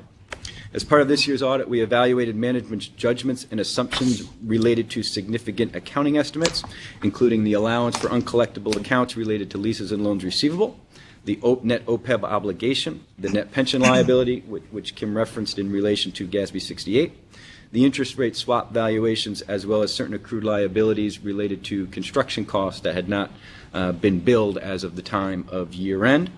We found those judgments to be free of indications of management bias and appropriate and reasonable in the context of the audited financial statements. We had no proposed uncorrected or corrected audit differences as part of the audit. As I mentioned, there were no material weaknesses or significant deficiencies in internal control over financial reporting identified. We are not aware of any consultation by management with other accountants regarding current year transactions. There were no major issues discussed with management, the results of which were a condition of our engagement. There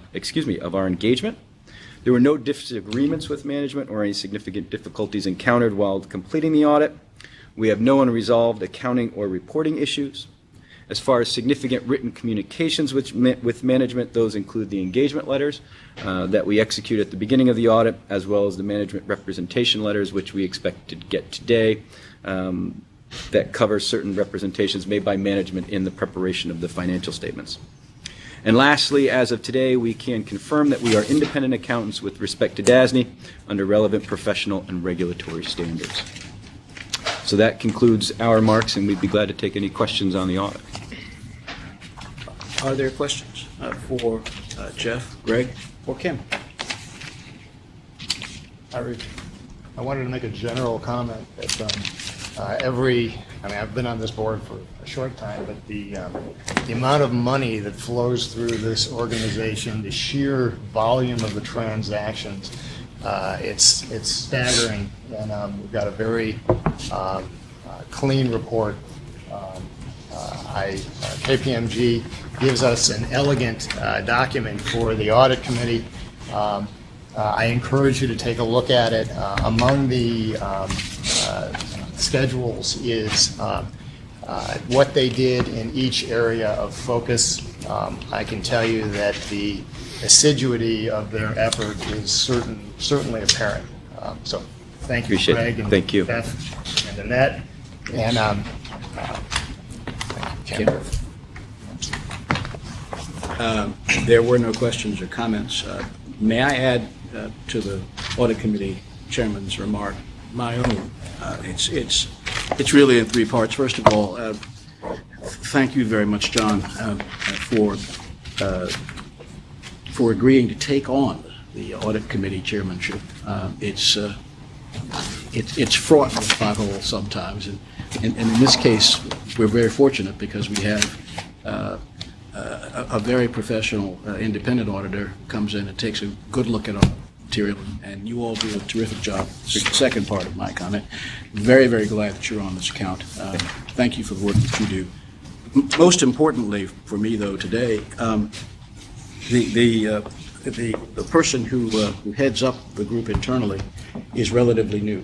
Kim, I am dazzled by your ability to step into this job, and to John's point, to take a look at just the enormous amounts of money that flow through this organization, and to get as good a handle on it as it's clear to me you have. So we want to thank you for your leadership, for stepping in and doing a terrific job. You're very welcome. Are there other comments? Hearing none, may I have a motion, please, to approve the financial statements? Sorry. Thank you very much, Beryl. Sandra, thank you for the second. All in favor, please indicate with aye. Aye. There are none opposed. The motion carries unanimously, and the board has approved the financial statements as presented. Thank you, Mr. Chairman.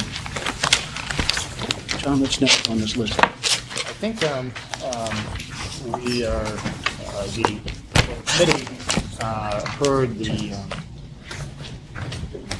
annual investment report. We're recommending approval of that report to just board.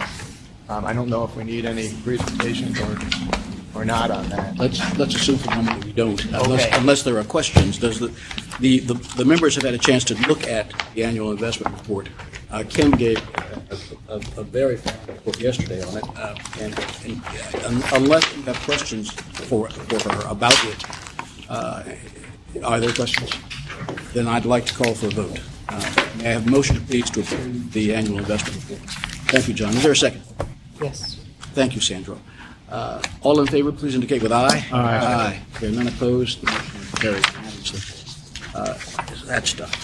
And the last item under this report, then, is the Public Authorities Accountability Act annual report, which the President gave yesterday, a very thorough report yesterday, and a very good one. Thank you very much. Thank you. I don't know if you're intending to do it again today or in principal part, or... I am going to conceptually outline. Okay, fair enough. Because I understand that we have to do something. Yeah. Okay. So thank you. And that's correct, we do. If we're required to do something, you're absolutely right, I forgot that. So, as you can see in the Public Authorities Accountability Act annual report, there are a number of accomplishments DASNY achieved this year. I will highlight the excellent work by DASNY later in this meeting when I give you the President's report. For now, I will walk you through some of the other key elements that are highlighted in the ABO report. While we achieved tremendous success in fiscal 2016, it did not and does not come without challenges. Nonetheless, we are responding. In public finance, we experience significant growth in public and private transactions. At the same time, DASNY is responding to narrow spreads between tax-exempt and taxable bonds and rising competition by better aligning our financing guidelines and policies to the market. We have also previously changed our fees to make DASNY more attractive to our private clients. On the construction side, we are working to maintain a competitive cost structure to reflect a shift from large, complex projects to smaller ones.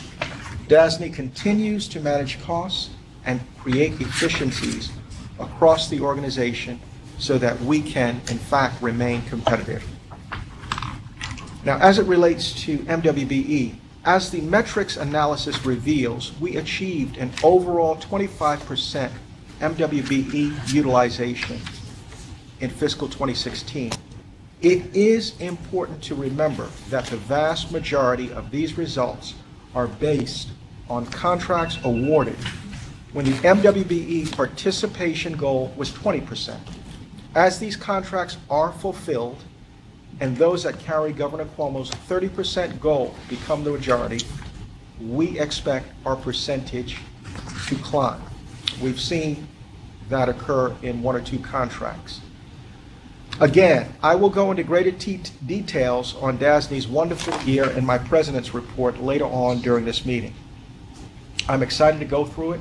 There are many accomplishments to the details, but I thank you very much.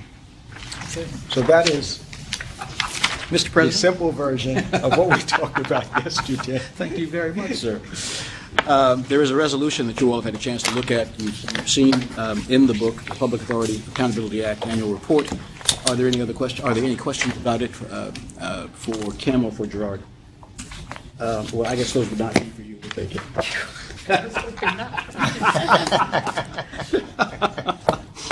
Are there questions or comments? Hearing none, may I have a motion, please, to approve that resolution? This is okay. Thank you, Sandra. Is there a second? Charlie, thank you for the second. All in favor, please indicate with aye. Aye. They're not opposed. The motion carries unanimously. We're going to move directly to the management reports, the first of which will be from the President. Thank you again, Mr. Chair. Once again, good morning. In my report to you today, I will walk you through highlights of my first year at DASNY, many of which were outlined in the Annual Authorities Budget Office report. I will also highlight two MWBE events we held and my speaking engagements, which I've shared with you since we met last month. As we did last month, I will walk you through updates from our business units. Again, you will still hear directly from Portia Lee, our public finance, and Steve Kuro, head of our construction. And of course, you can ask questions of any of our leaders as usual. As it relates to my first year, this month marked 1 year since I became the first DASNY president and CEO to be confirmed by the New York State Senate. It's been a great year. DASNY was recognized by the bond buyer and Reuters as the top bond issuer in the nation for 2015.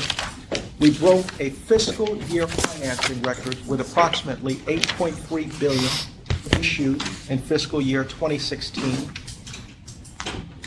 DASNY also completed the highest value project in its history with CUNY's approximately $700 million Advanced Science Research Center, as presented by Steve earlier this morning. And we surpassed Governor Andrew Cuomo's 30% MWBE contracting goal on the New York State Office of Mental Health's $350 million Bronx Behavioral Center. In conjunction with the board, we changed DASNY's financing guidelines and policies to provide our clients with greater speed, certainty, and flexibility. This was part of a broad initiative to put our clients first and change DASNY's process to be more responsive to their needs. In support of that, members of the public finance team and I worked with our partners at the State Health Department to expedite bond proceed requisitions. This faster service means some of the state's biggest hospitals that finance with DASNY can focus on delivering high-quality care. I also realigned the organization to streamline operations and create efficiencies. The realignment placed our Opportunity Programs Group, which handles MWBE contracting alongside the procurement unit in the construction division. Together, they form a new unit, Resource Acquisition. The change makes MWBE contracting a focus even before a contract is drafted. It then remains a focus through the life of the contract. Additionally, in early 2016, about 300 DASNY staff members in the construction division, accounts payable unit, and opportunity program group were trained on updated procurement procedures designed to increase MWBE contracting participation. In effect, we made the determination that MWBE participation is everyone's responsibility at DASNY. Now, in the process of all these successes, we continue to discover DASNY's incredible impact across this great state. DASNY is supporting Governor Cuomo's economic development strategy by financing and constructing world-class research centers. In these facilities at Columbia University, NYU, and CUNY, scientists are making groundbreaking advances in medicine and technology. The low-cost financing DASNY provides to hospitals, nursing homes, and other organizations is enabling the transformation of healthcare delivery. Our work with the Governor's Office of Storm Recovery and other agencies is preparing communities for increasingly persistent and powerful storms. Our financing and construction services delivered at every level of our educational system are helping New York win the competition for the world's best mind. None of this happens without DASNY's committed workforce. This group of almost 500 puts the needs of New York first every single day. I cannot thank DASNY's dedicated employees enough for reaching so high and achieving so much. This was just 1 year. Now we are on to the next. It is filled with the promise that we can and we will deliver for New York State at the highest level. Now, as it specifically relates to MWBE events, DASNY delivers for New York with its public mission in mind. It is paramount that we do all we can to equalize opportunity. That is the central reason for the training on our updated procurement procedures and the shifting of the Opportunity Programs Group to the Construction Division. MWBE contracting is part of DASNY's DNA, and our leadership in the field continues. To support these efforts, DASNY hosted MWBE networking events on May 24th in Albany and on June 7th in New York City. Combined, these two events drew 300 attendees. The events provided MWBEs the opportunity to meet with DASNY staff and our newest slate of architectural and engineering term consultants. We made very clear to our new term consultants that doing business with DASNY requires working with MWBEs. Now, this spring, I also spoke to the New York Building Congress's Public Sector Committee and the American Council of Engineering Companies. I described to both groups how in 2015, DASNY was the nation's #1 issuer of municipal bonds and is one of its biggest public builders.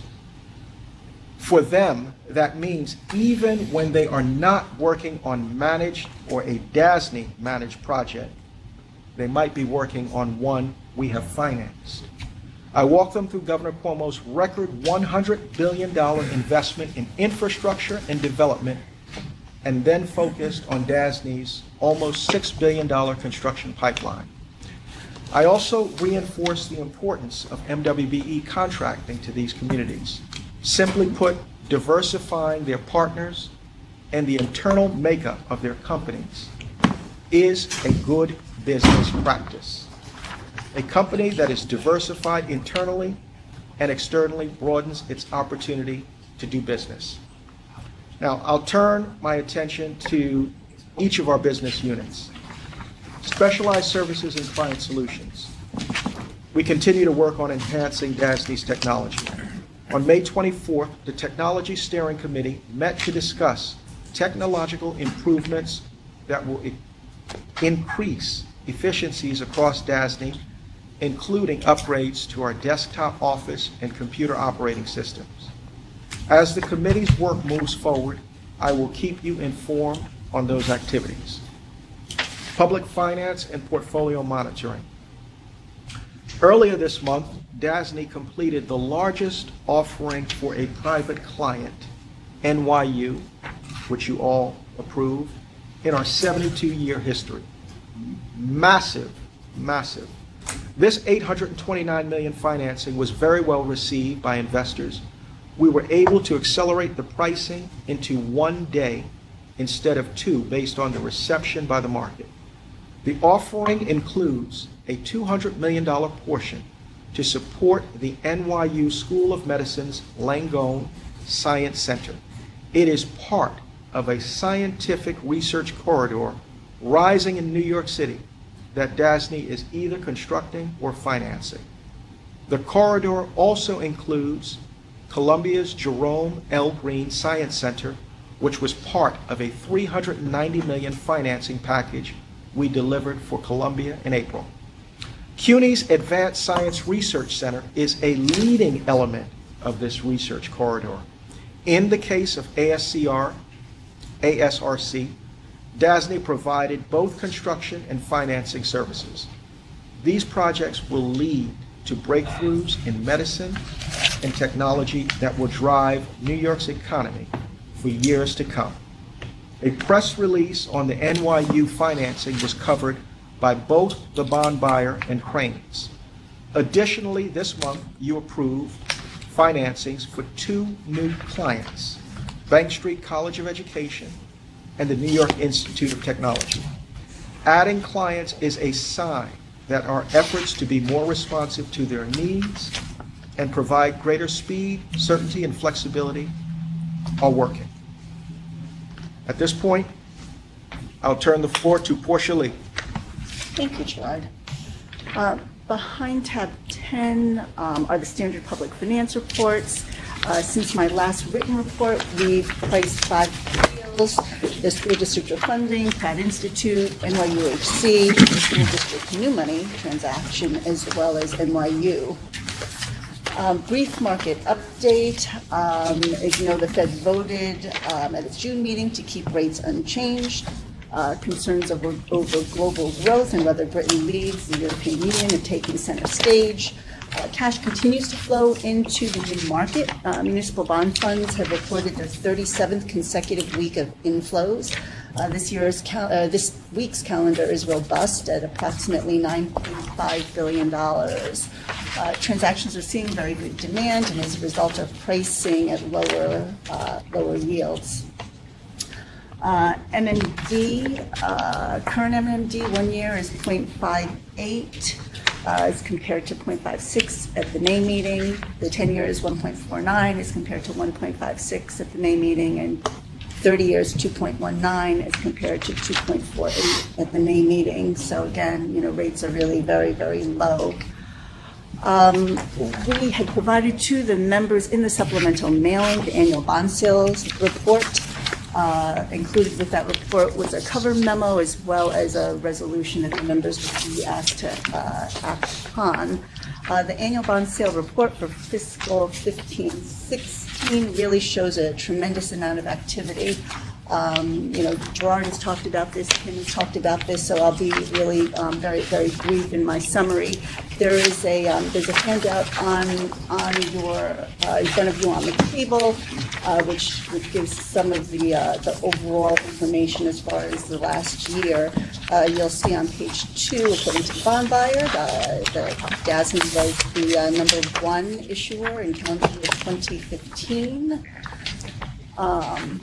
On page 3 of the handout, you'll see we had talked about the 28 bonds that 20 transactions that we had undertaken for approximately $8.3 billion. And you'll see just as to the flow of the financings, the first quarter of the last fiscal year was really tremendously busy.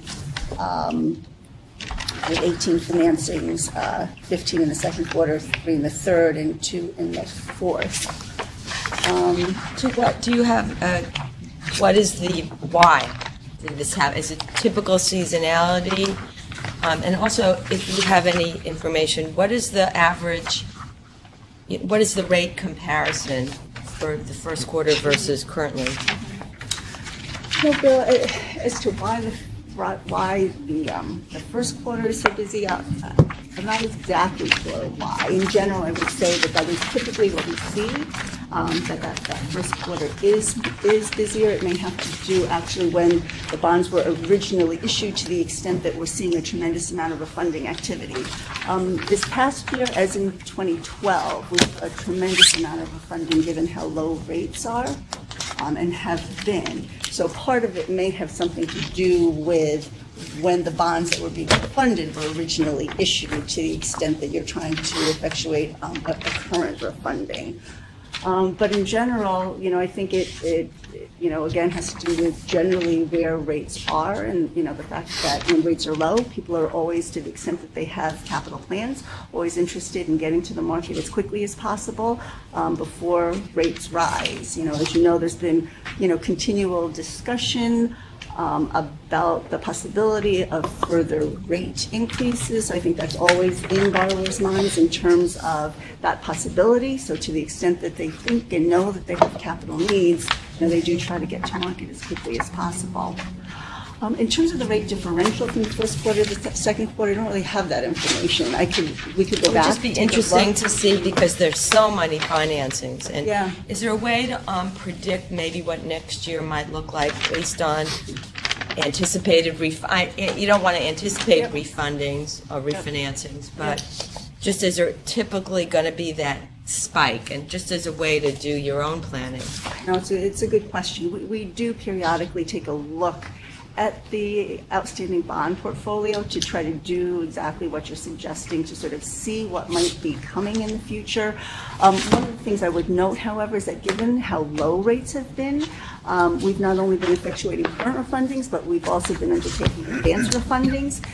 So it makes it that relationship is a little bit less direct, to the extent that we're doing advanced refunding, so taking some of those things out of what you would normally see when you're looking at that 10-year horizon.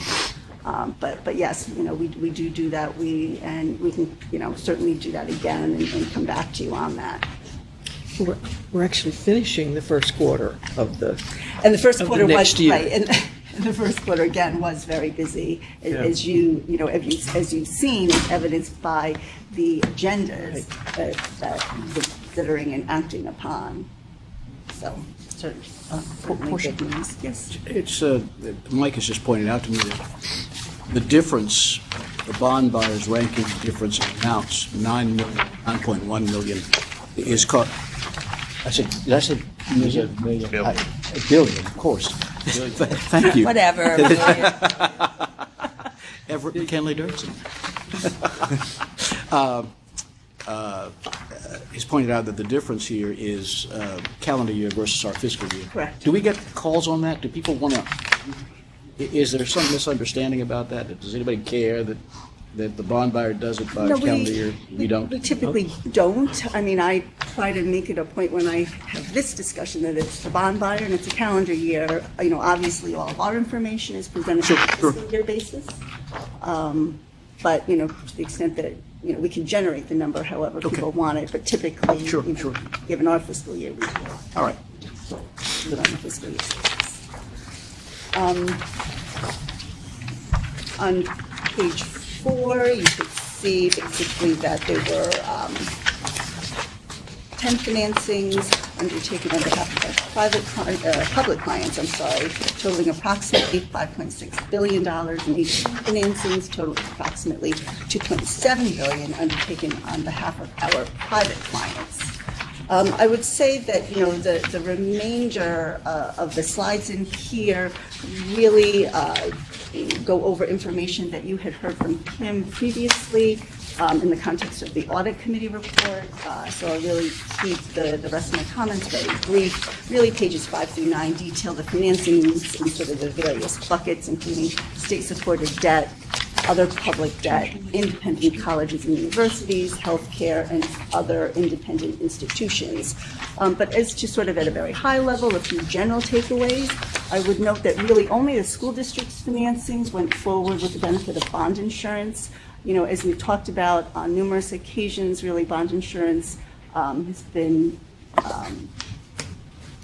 we've seen very, very little bond insurance since the financial crisis. But again, the school district's transactions have benefited from bond insurance.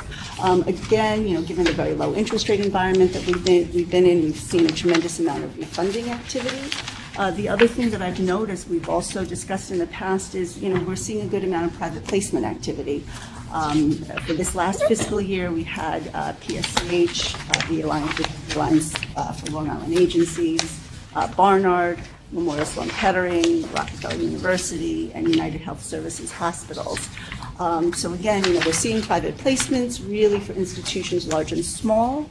It's really been, I think, a very really beneficial to our client base. And, to the extent that we had undertaken, the guidelines changes after the financial crisis to really try to ensure that we had a range of financing opportunities and that we could accommodate a range of finances really through the credit spectrum, starting with investment-grade transactions, going all the way up to AAA, but also private placement transactions. I think that's been really tremendously helpful to our client base. Page 10 of this handout really reflects the TELP activity for the fiscal year, 13 leases totaling $236 million. And page 11 reflects the activity in the TELP program for those transactions that are under $10 million and those transactions that are over $10 million. Thought that this would, is generally helpful for the board to see, given the fact that we're bringing transactions to the board that are over that $10 million threshold. Overall, so as you can see, the last year was really very, very busy. I'd really like to thank the staff in public finance, portfolio monitoring, legal, and finance, because really this, the book that you have in front of you really represents a body of their work. I'd also like to note the work of Sharon Chernak and Lynn Richards on my staff in producing the report, because the report really, it was yeoman's work on their part. There's a resolution that follows my memo that accompanied the report. One thing that I would like to note is that the resolution references the annual bond sale report. The report before you, unfortunately, is entitled the Annual Bond Sales Summary Report, but I did want to clarify that the report before you is the subject of the report in the resolution. My apologies for that, Mr. Chairman. Thank you, Portia. Are there questions for Portia? Hearing none, may I have a motion, please, to approve the resolution which will approve the annual bond sale? Adrian, thank you very much. Is there a second? Thank you very much, John. I'm sorry, John Gardner. All in favor, please indicate with aye. Aye. Any opposed? No. The motion carries unanimously. One other thing that I would like to note, included in your board books, again, behind tab 10 with my standard reports, there's a memo in there for informational purposes. It really has to do with the healthcare management consultant panel. The memo from Larry and me. We wanted to basically update the board on this panel. We issued an RFP in February for healthcare management consultants. While DASNY could use these consultants to assist us, the primary purpose of this list has been really for our healthcare clients to the extent that they are seeking assistance. We are impaneling firms with a wide range of expertise in areas like interim management, restructuring, revenue cycle reviews, governance, and other disciplines. We selected 18 firms of the 24 firms that applied, a brief description of each of the firms and the services that they could provide to either us or to our clients is included in the attachment to the memo. So again, just wanted to share that information with the board for your information. Any questions about the list of consultants? What, they get a list if they go on the watch list? They get a list and they have to pick from that panel, basically? The list is used primarily in two ways. One is when clients come to us and say, we're looking for somebody that can help us in X supply chain or whatever it is. And we have gone through and vetted a variety of these consultants and are able to say that these are folks that we know of that are doing that sort of work. And the other instance in which we use it is when a client breaches a covenant. And one of the responses to breach of a covenant can be that there is a requirement that the client have a healthcare management consultant come in and work with it in the specific issues that appear to have caused the breach. And we use this list in terms of suggesting to people that these are ones that we know of that are doing this that we would approve. If you want to use somebody else, we'll have to go through the approval process, but these we know you can use and are approved. Thank you.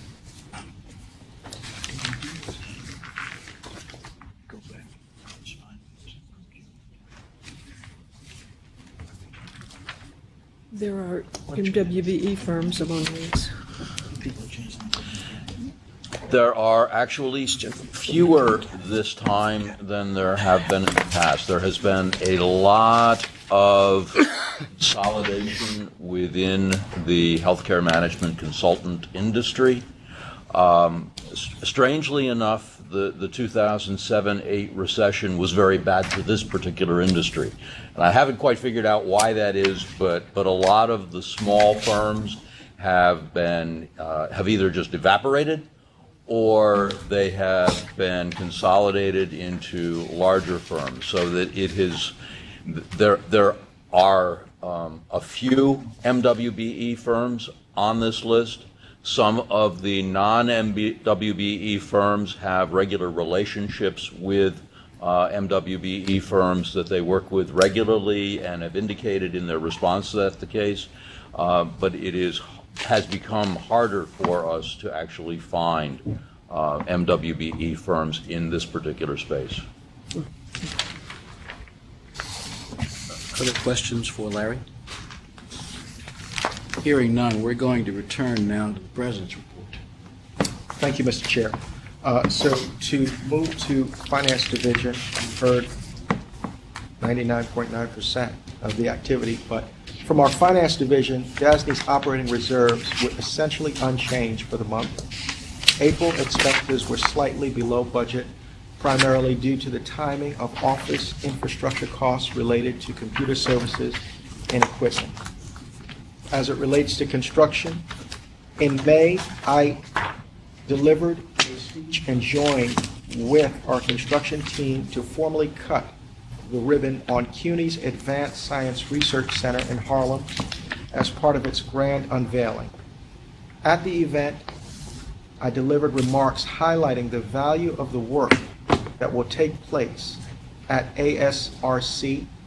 I also described the important role DASNY is playing in bringing to fruition the rising research corridor that ASRC is leading in New York City.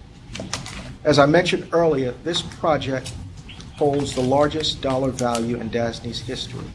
We also put out press release highlighting $33 million in upgrades at SUNY campuses throughout New York State. This work will be completed in 90 days, ready in time for students returning from summer break. The press release was well received on social media. On Twitter in particular, retweets of the release enabled us to reach more than 22,000 Twitter accounts. I will now turn the floor over to Steve Coro, who has an update on our construction projects. Thank you. Behind tab 11 are the three construction reports. The Office of Construction Report cover shows a photo of Queensborough Community College, the kitchen renovation project. This project's budget was $12 million, and the scope was to enclose an external courtyard and cafe space. Design started in January of 2011 and completed in September of 2012. Ashow Architects was the lead designer on the project. Construction started in September of 2013 and completed in May of 2016. United Technologies of Long Island was the general contractor. Some of the unique challenges, I've got some photos I'll pass along as well. Some of the unique challenges with this project dealt with working around occupied space. So classrooms and professors' offices were adjacent to the space that we enclosed. There was a steel roof truss installation, and trying to keep the noise levels down during class time was really challenging. Further in that report, construction expenditures through April prior year were $52 million. Current fiscal year, $26 million, with a $26 million delta. Quickly, a few projects to update. Bernard Feinson visited the site last week, mostly into the finishes. Some inspection work and some testing work is left to do. We're looking at late July, early August to finish the project. At the Court Officers Training Academy, Building 1, concrete floors have been placed on the 4 floors of Building 1. MEP roughing is advancing and flooring is underway. The roof work is complete in Building 1. Building 2, steel framing is in place. Concrete placement floor is the next activity scheduled, and the roof in that building is complete as well. Update on South Beach. All packages have been bid. 2 have been awarded. 2 are moving closer to award. Early site work is advancing, so that project has moved to the construction phase. As Gerard mentioned, we are in the middle of the SUNY summer work. Actually, next week is the halfway point for the summer, with completion dates in late July, early August timeframes. I'll be visiting a number of the sites over the next 2 weeks in northern and western New York. And on the NYCHA side, the highest priority security projects are now moving into construction. The purchase and installation of appliances, that effort is advancing as well, and the balance of the projects continue to be analyzed from a scoping standpoint. That concludes my report. Okay. Thank you, Steve. You have also been provided with the annual procurement contract report and the accompanying resolution. This year's report shows that new awards to MBE construction contractors increased in number from 1 to 14 and value from $4 million to $17 million. It also shows that 1/3 of DASNY's new construction contract awards, valued at about $87 million, were for CUNY and the Office of Mental Health Energy Performance Projects. This reflects these clients' commitment to reducing energy use. In addition, there were 2 amendments that were implemented to the procurement contract guidelines this fiscal year. The first was a technical amendment made in June 2015.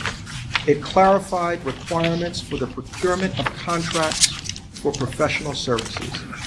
It conforms procurement contract guidelines to DASNY's existing practice of selecting external counsel and independent auditors on a competitive basis, subject to board approval as required by DASNY's bylaws. DASNY has been doing this since 2013. In December, the guidelines for discretionary purchases were amended to conform DASNY's definition of a small business to the definition used by all state agencies, as well as the reporting threshold used by the Empire State Development Corporation. These procurement contract guidelines must be annually reviewed and approved by the board. Staff has reviewed the guidelines and DASNY's procurement policy and is not recommending any changes at this time. Staff also recommends the adoption of the resolution approving the fiscal 2016 procurement contracts report. In doing so, we will fulfill important compliance obligations under the Public Authorities Law. And finally, just as an update for you, you are scheduled to meet as a board July 13th. There is a placeholder for August, and that is August 3rd if we need an August meeting. There is a possibility that we might need an August meeting. However, one of the options that we will come back to you with is we can look at pushing the July 13th meeting to July 20th and not do an August meeting. And we can come back and canvass the board. Or we can do the July 13th meeting, and given the fact that you already have a placeholder for the August 3rd meeting, we can proceed with that in terms of financing. But we'll come back and canvass. The question really is there anybody here who knows now that they cannot make a July 20 change, a week after the current proposal? I have to make some adjustments in my own schedule to do it, but I would rather have a July meeting moved back than to have an August meeting. I'm not sure. I may cannot. Okay. Might have to Understood. move things too. Okay. Did you say July 20th? July 20th, that's right. I think that, just for informational purposes, I believe that's the PACB meeting for July is the same day. It That's is. correct. At 2 o'clock. Yeah. I'm sorry, it's what? I didn't hear. It's the PACB meeting Public Authorities scheduled. Control Board meeting is later in July as well on the same day. Would it be here or would it be in New York? It would be in New York. New York City. I don't know. Just something for you. We're all gonna hear from staff individually, just to find out whether or not that date works. Well, here sooner rather than later. Absolutely. We won't hear on the 12th of July. No, we're absolutely. Here tomorrow. Tomorrow. Okay. We're here tomorrow. This is not an unrelated question. We have no word on filling of any vacancies. None I'm whatsoever thinking that I'm of quorum. aware of. Yes, of course, of course. Because we don't have an education person, we have one vacancy already, and now we have And now one second. legislative. So we're three down. Yeah. I'm worried about quorum, of course, for that meeting, but I'd be worried about quorum for the August meeting as well. So Yeah. whether it's in July or August, we're just going to have to stay on top of that issue and try to keep it buttoned up, because it's vacation time and people are on the move. In that flurry of approvals into session, there was not a member for DASNY. No. Not unless they've get. No. Unless someone has to talk to Shannon. No. No. Okay. All right. Thank you. Thank you, Gerard. The resolution approving the procurement contract annual report and the appendices, which are new, is 4 pages into tab 9. You've all had a chance to take a look at this, and the resolution was provided early on. So are there any questions about Gerard's report regarding this document or anything else that is said about this document? Hearing no questions or comments, may I have a motion, please, to approve this document? Thank you very much, Gerard. Is there a second? John Gardner, thank you very much. All in favor, please indicate with aye. Aye. Any opposed? Motion carries unanimously. Mike's. Well, he can do. Yeah. So ask your sunlight and thank you. Okay. We're going to hear from the general counsel with regard to 2 items. A couple of brief updates. It's that time of the year again where we all have to complete our Project Sunlight annual training. There is a memorandum in the board book with the materials that each member needs to review. When you're through reviewing, please send an email to Drescher, me, or Diane. Just let one of us know that you've completed the training, and we will mark it off. Second, I do have one item that requires discussion and board approval. that relates to a change on our existing council panels, and the law firm of Sidley Austin, which is our bond council panel currently, which we do use for certain types of tax work. The law firm of Sidley Austin has made the decision as a firm to exit the public finance practice area. So all of the attorneys formerly with the Sidley Austin New York City office have now moved over to the Norton Rose law firm.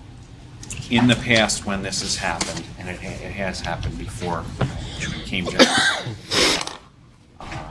Seth's firm, Brian Rubino, the matter was brought before the board to make you aware of it, first of all, and then we requested, as staff, a resolution approving the transfer to account for the business change.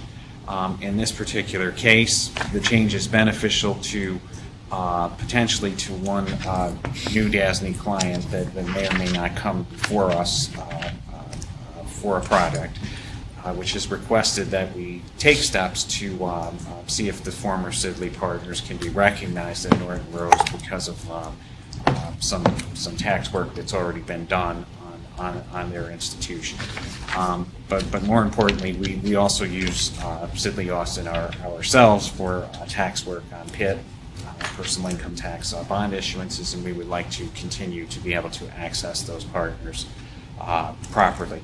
This does require board approval under Section 4.4 of the bylaws, which reserves the board the right to approve all external counsel hirings as well as hirings of independent auditors.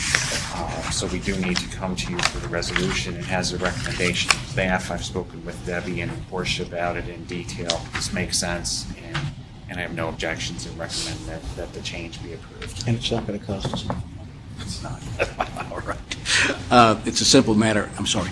If we were not to do it by this method, what would be the alternative? When would be the next time that you would be generally adding to the list? We have an open procurement right now for attorneys that we're working through and interviewing people. I don't want to say too much on it, but other than we're actively working on this currently, and within that procurement, there is the flexibility to recognize this sort of change, and we would address it in that fashion. So that's how I would answer the question. So we're not giving favorable treatment to this law firm compared to other law firms.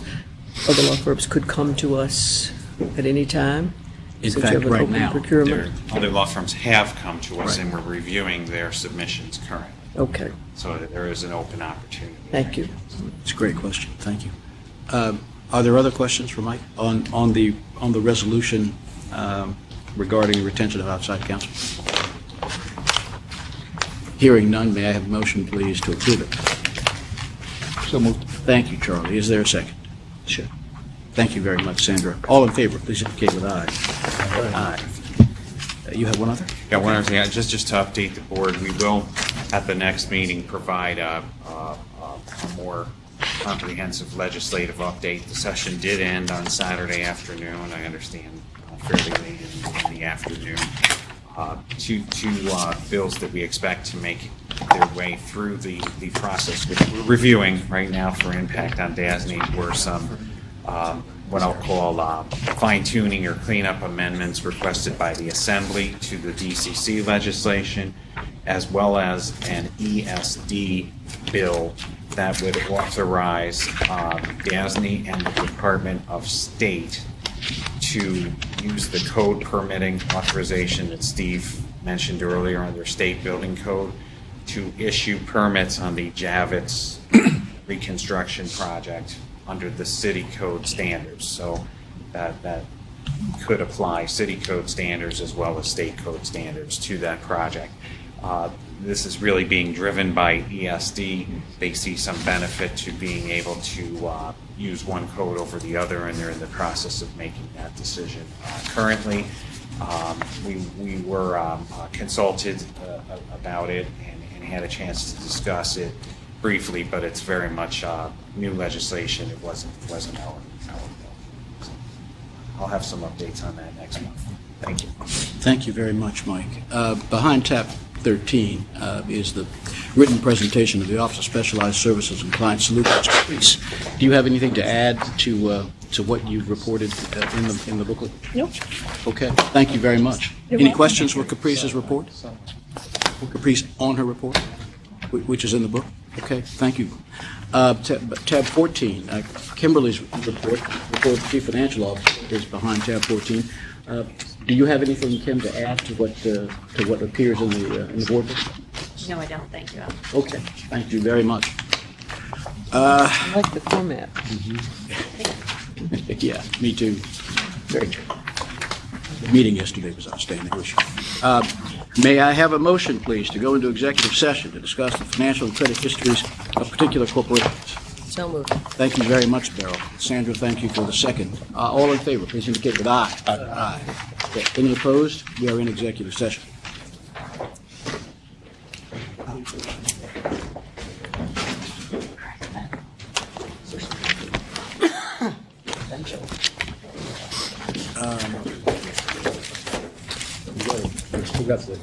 I know.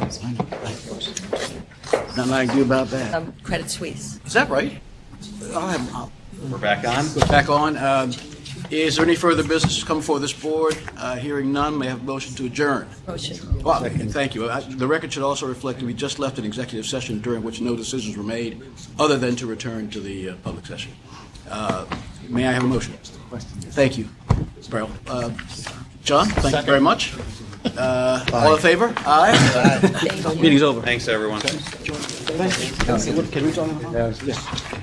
Anyway, Al, send me his contact information. My cousin's When do we have know called of the him. new meeting? When do we know of when the new date? They're going to call us tomorrow. We'll call you tomorrow. Oh, then they'll know. We'll know. They'll know Friday.